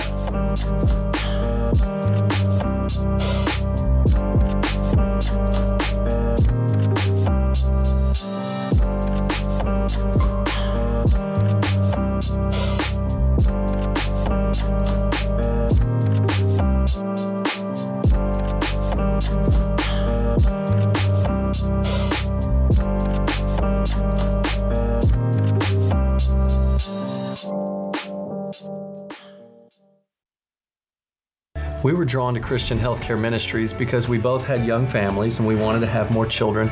And we had also just started a real estate company and needed to find healthcare coverage that would meet our needs. We were attracted to CHM because of its low monthly costs and the ability to negotiate medical costs down. Established in 1981 and accredited by the Better Business Bureau, CHM is here to meet the needs of your growing family or small business. Check us out at chministries.org/budget. We absolutely believe in it.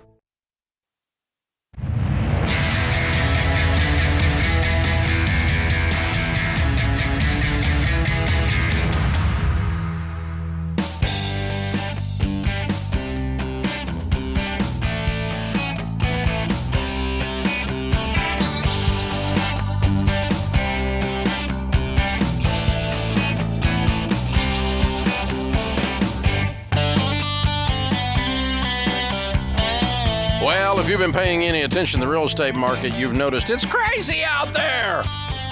Yeah, it's not an amateur hour. If you want to buy a home in this market, you need a pro in your corner. If you're going to sell a home in this market, you could leave $100,000 on the table screwing it up unless you have the right agent that knows what they're doing, that does a lot of deals.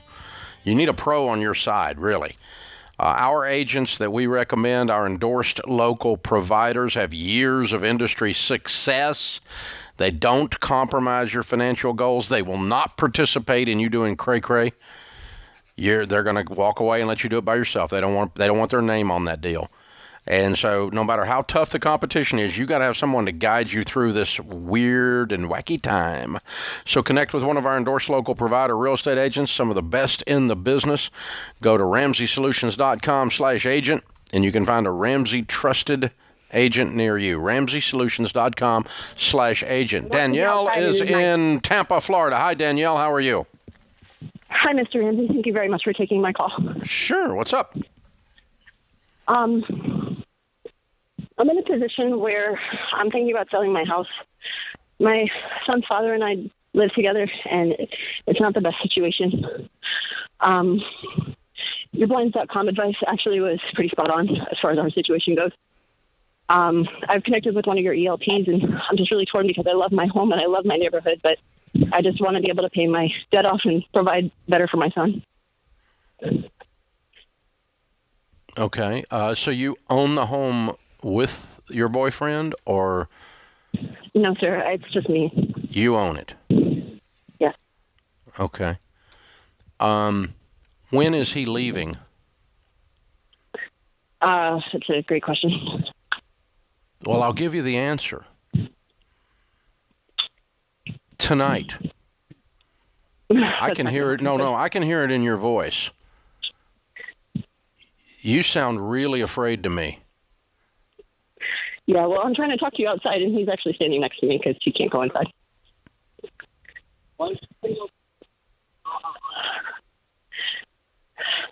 Sir, yeah. I have about $16,000 worth of debt. It includes a car, a credit card, some medical debt from the birth of our son that I get no help with.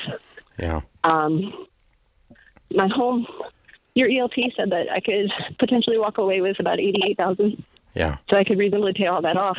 I could set my son up and myself up in a nice townhome or a reasonable townhome in a nice area, good schools. You know, I've thought all this out. What is your income? I just got a promotion at my job. I've been there about 10 years. I don't quite know what it works out to be, but it's $21 an hour. I believe it's like 44. Okay. How old are you? I'll be 32 this month, sir. How old's your baby? 8 months.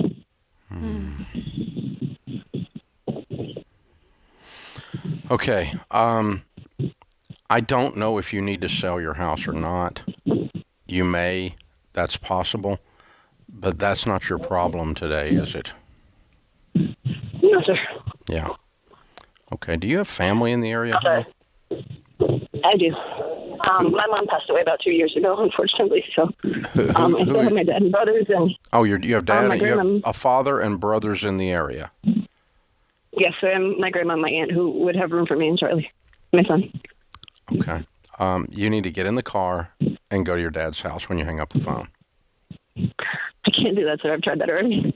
Why can't you do that? Do I need to call the police for you? No, sir. We've already gone through that. Well, I'm about to go through it again.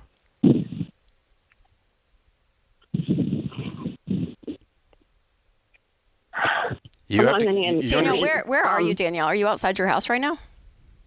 Yes, I am. You are. Okay. Do you have car keys? Where's Charlie? Where's your son? In his father's arms. Okay. In front of my car. All right. You need to, when you hang up, you need to call the police and you need to call your father. And you need to get you and your son away from this guy. Do you hear me? Do you understand?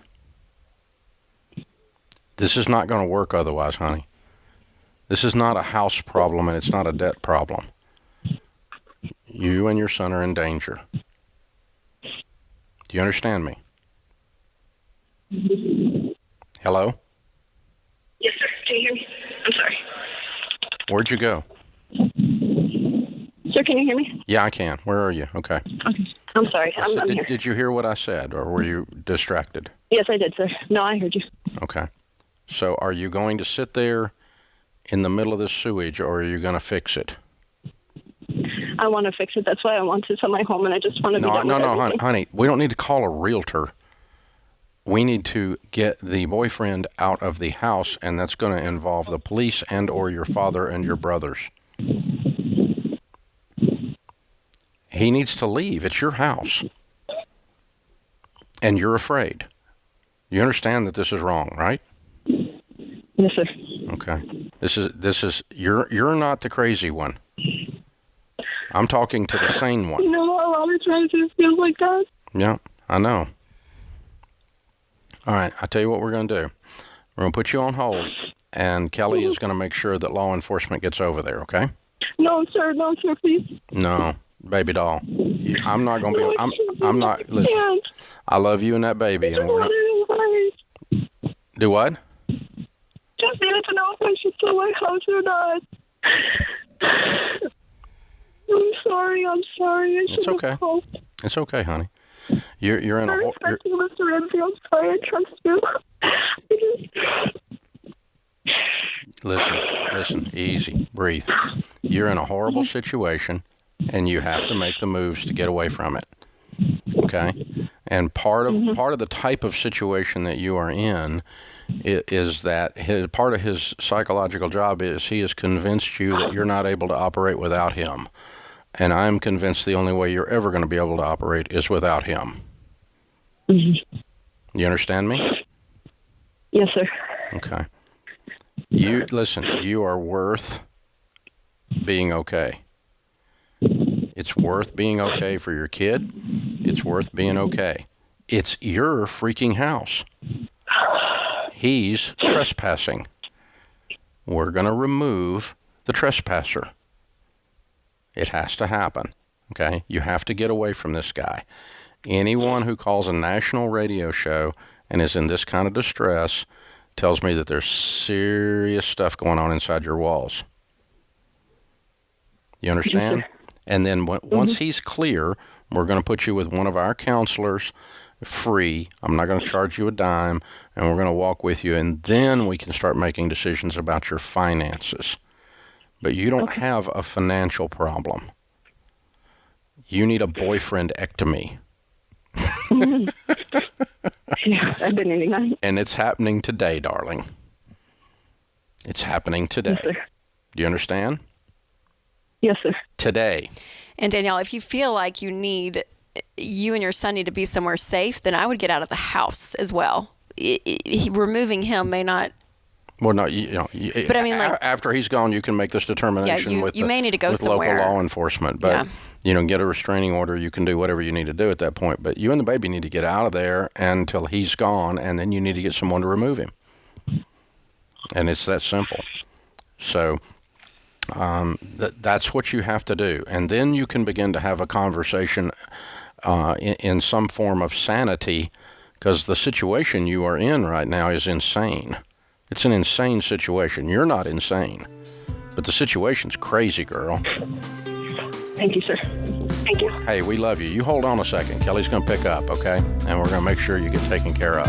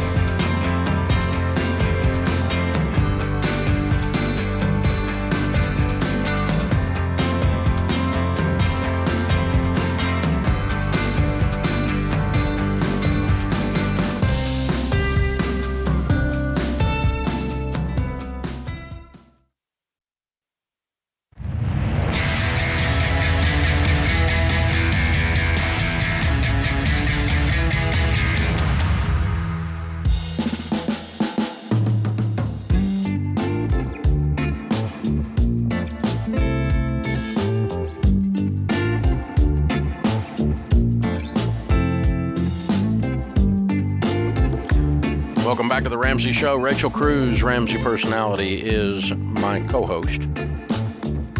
It just so happens that we have a crisis trauma counselor as a Ramsey Personality named Dr. John Deloney, who just happened to walk by a minute ago. And so he was able to get on the phone with the young lady, and he's handled people like this before. We'll just leave it at that. Mm-hmm. And so the Calvary's on the way. Everybody's okay, or going to be okay shortly. Yep. So we're going to walk her through it. And we just work with a lot of extreme situations around here because money brings that out. And so sometimes we can sniff things that, you go, how'd you know that? Well, it's just because I've been doing this for 30 years, and I can smell the other end of a bad dude a long way away. And I've seen it, sadly, too many times. The great news is Dr. John's a whole lot better at this even than I am, or you are, for sure. Well, you handled it well, but I mean, like, that's scary. He's got it on the phone with them and getting everybody in the right places, which is a part. And so it's all good for you listeners. Thank you. You can pray for the young lady and her child. She's going to need it. She's got a long road from here. A lot of healing. And good news, though, in the lobby of Ramsey Solutions on the debt-free stage, Jordan and Selena are with us. Is Selena or Selena? Selena. Selena are with us. Welcome. Good to have you guys. Where do y'all live? Rachel, hi, Dave. Where do you guys live? Long Island, New York. All right. Nice. Welcome. Made the trek to Nashville. Took an RV down here to celebrate. Yes. How much debt have you guys paid off? $130,000. Whoa. Good for you. And how long did that take? 45 months. Good for you. And your range of income during that time? 120 to 150. Cool beans. Excellent. Excellent. Wow. What kind of debt was the 130? Dave, we were disgustingly normal. It was department stores. It was, credit cards. It was tax bill. It was student loan debt. It was cars. A little bit of everything. Wow. All mixed in together. Yes. What do you guys do for a living? I'm a teacher and also a real estate agent. Mm-hmm. And I'm a stay-at-home mom. All right. Very good. How many kids y'all got? We have 2. Oh, sorry. That's okay. Fun. So sweet. And the, man, how long y'all been married? Today's actually our 10-year wedding anniversary. Whoa! Congratulations. Boy, am I romantic, right, Dave? Yeah, that's great. A debt-free scream on the 10-year. And an RV trip to Nashville. That's right. Bring it. Yeah. Wow. Okay, so what happened 4 years ago, 45 months ago, because you guys have been on a pretty long hustle grind here. Boy, has it been. We were about 3 days before our next paycheck, and my wife came home from grocery shopping, and I didn't have the heart to tell her, but she would, use the overdraft account that she didn't know about. And as a man, I didn't have the guts to tell her that we were using overdraft account to get us to payday. And I just said, I make too much money to be this broke. I work too hard my whole life to be this broke, and there's got to be a way out of this. And my friend Pedro's here from Rochester. He drove all the way down, and I called him, and we got together, and he helped me organize my bills electronically and helped me get current. But the only problem was I didn't talk to her. I didn't go to her because as the man and as the provider, I felt it was my responsibility to try to fix this. So a buddy of mine at work mentioned your name. His name is Greg. He mentioned the Total Money Makeover. I read the book, and one day it was a great plan that I liked because it was steps 1, steps 2, steps 3. But the only problem is I didn't mention it to her. So I basically... There's a theme here. Yeah.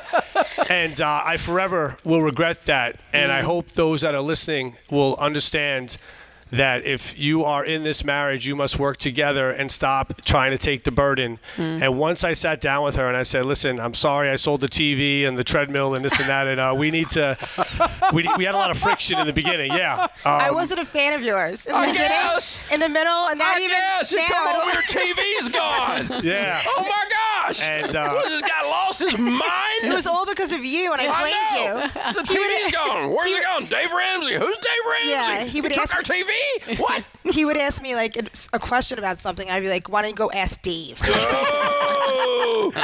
And I deserved it, rightfully so, because I think I just took that burden on. And once we started talking about it, we started to really work together. There was less friction when we talked about the budget, and she really started to see. We both started to see the small debts going away quick, and then we hit some of the bigger ones, and we started to really have more money at the end of the month. And obviously doing a lot of side hustles, the real estate business that I operate in, and I coach 3 sports, and she takes on all the responsibility of staying at home with the kids. Right. So we really were dancing and working as a team, and we really started to see the debt really go pretty fast in years 2, 3, and not at 4, but we almost got there. Yeah, wow, not quite to 4, but yeah, wow.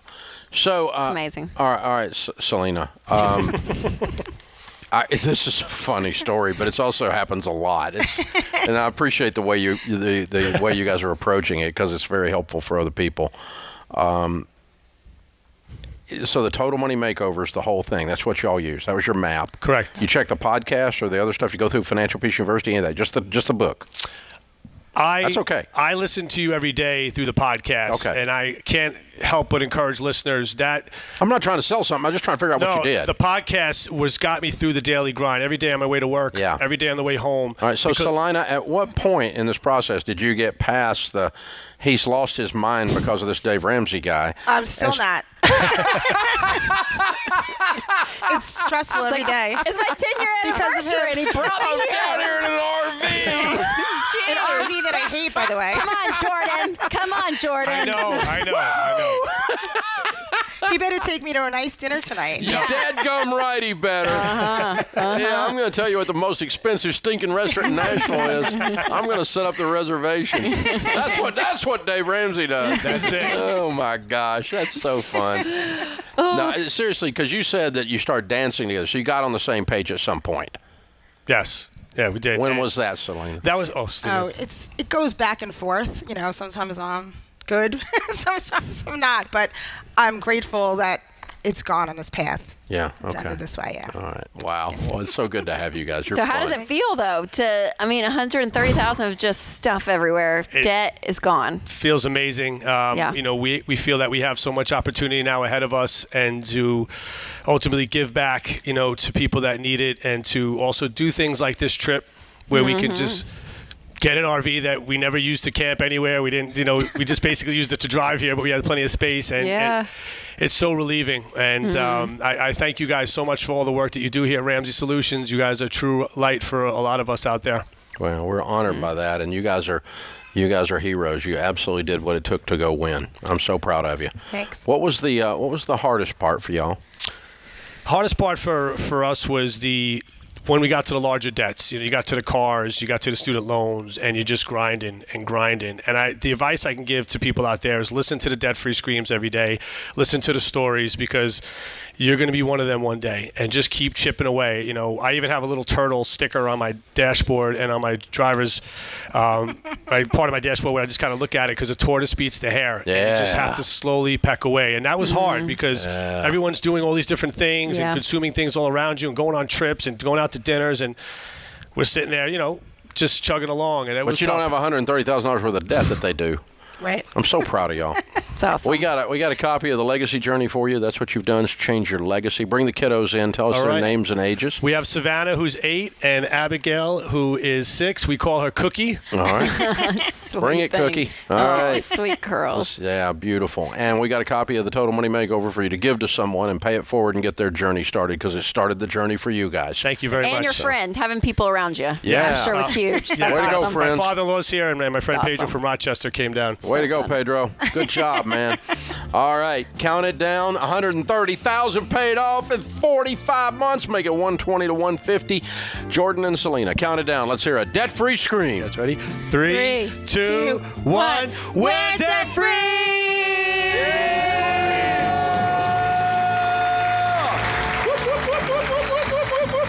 Yeah! This is the Ramsey Show.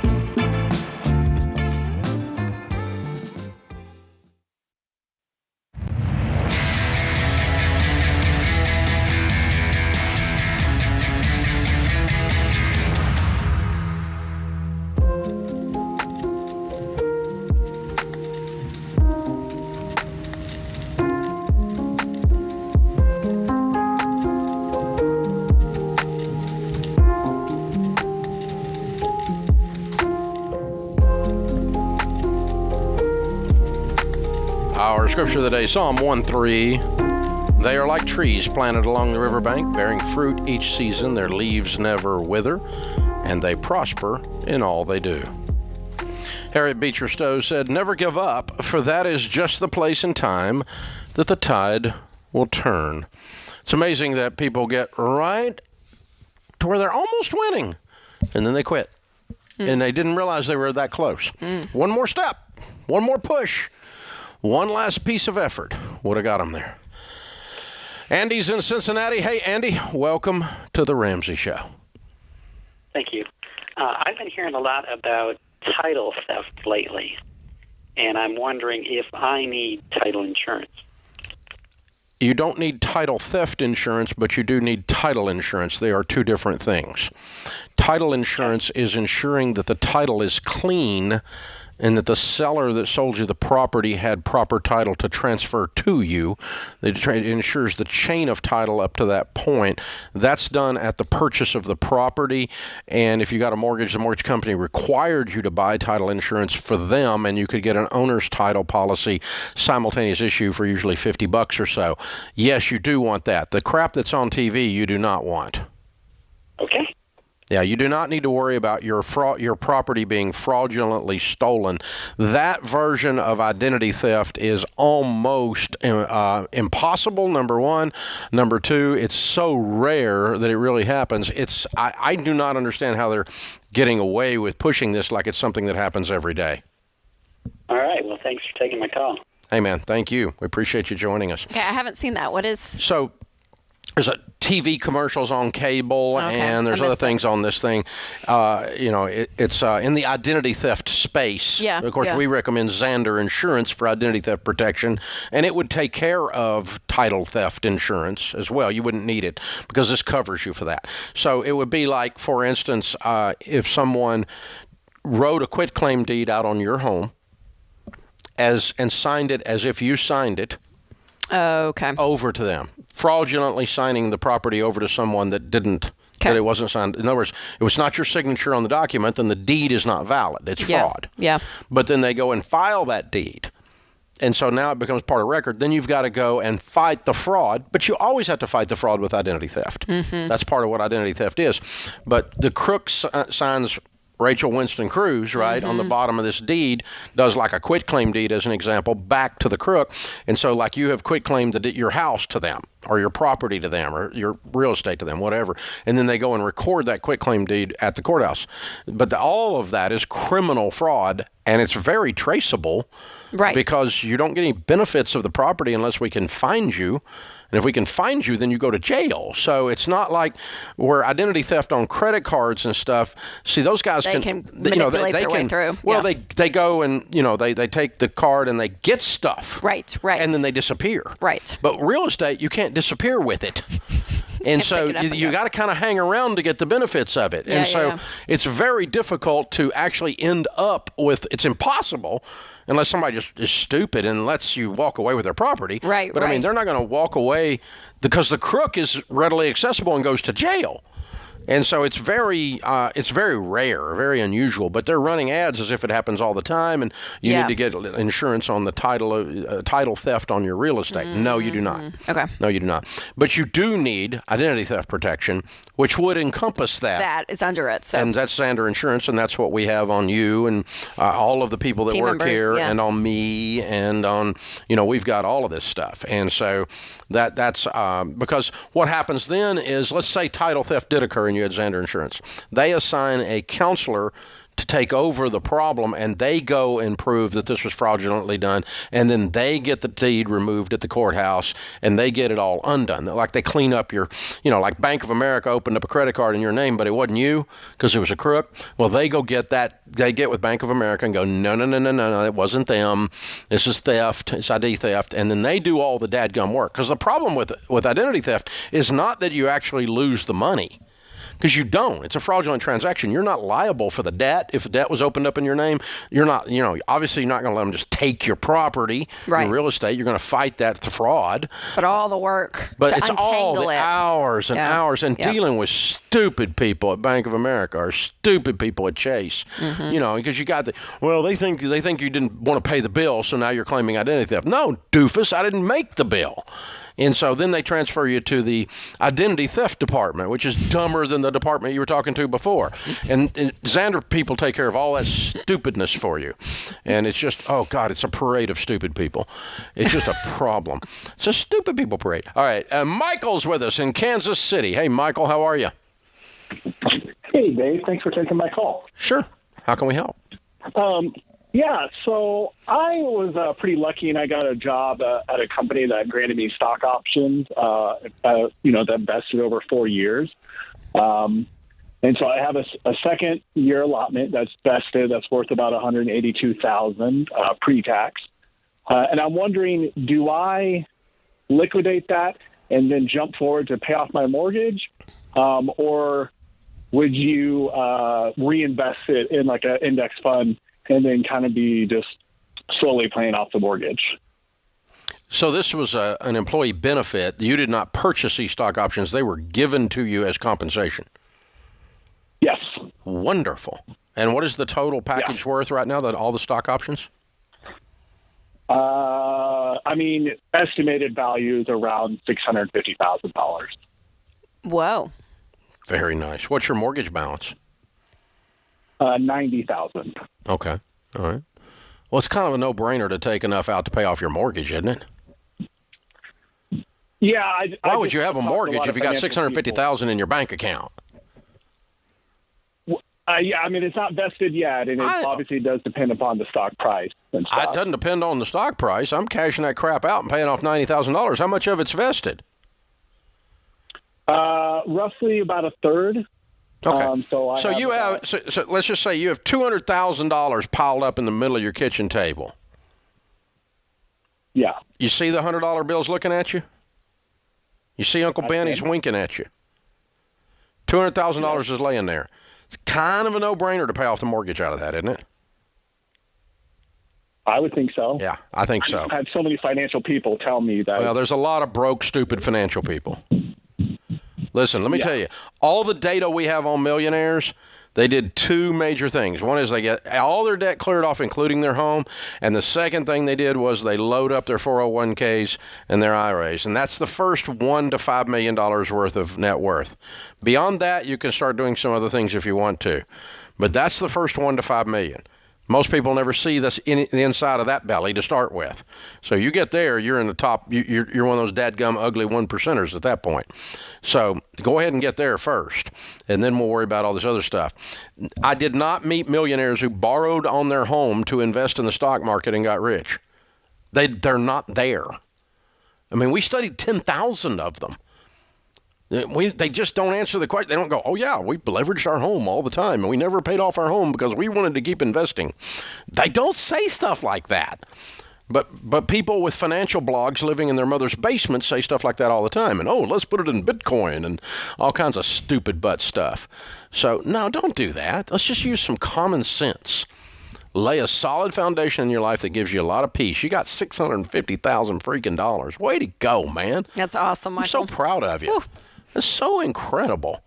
Yeah, so let's pay off the mortgage immediately, and then from there, you're 100% debt-free. Make sure you have 3 to 6 months of expenses set aside for your emergencies, and then it's time to be outrageously generous, enjoy some of the money, and have a systemized plan for investing the rest of it. I was going to say, I think when he says, I'm getting all these different opinions, when you run the numbers, the investing option looks appealing, right? Yeah. But to say, okay, you get to do that still. You get to do all the above. Yeah, because you got an pay extra. Pay it off all of us and when we're done, we still have $500,000 to play with here. Right. So plus. Yeah. Yep. It's in really, really good shape.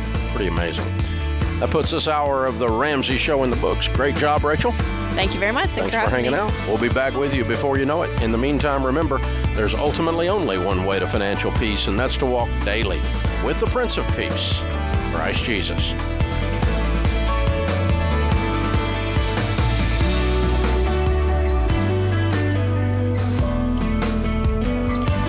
Hey guys, this is James, senior producer for The Ramsey Show. Did you know over 18 million people listen to The Ramsey Show every week? And a lot of those people listen on one of our 600 plus radio stations across the country. To find a station near you, head to theramseyshow.com.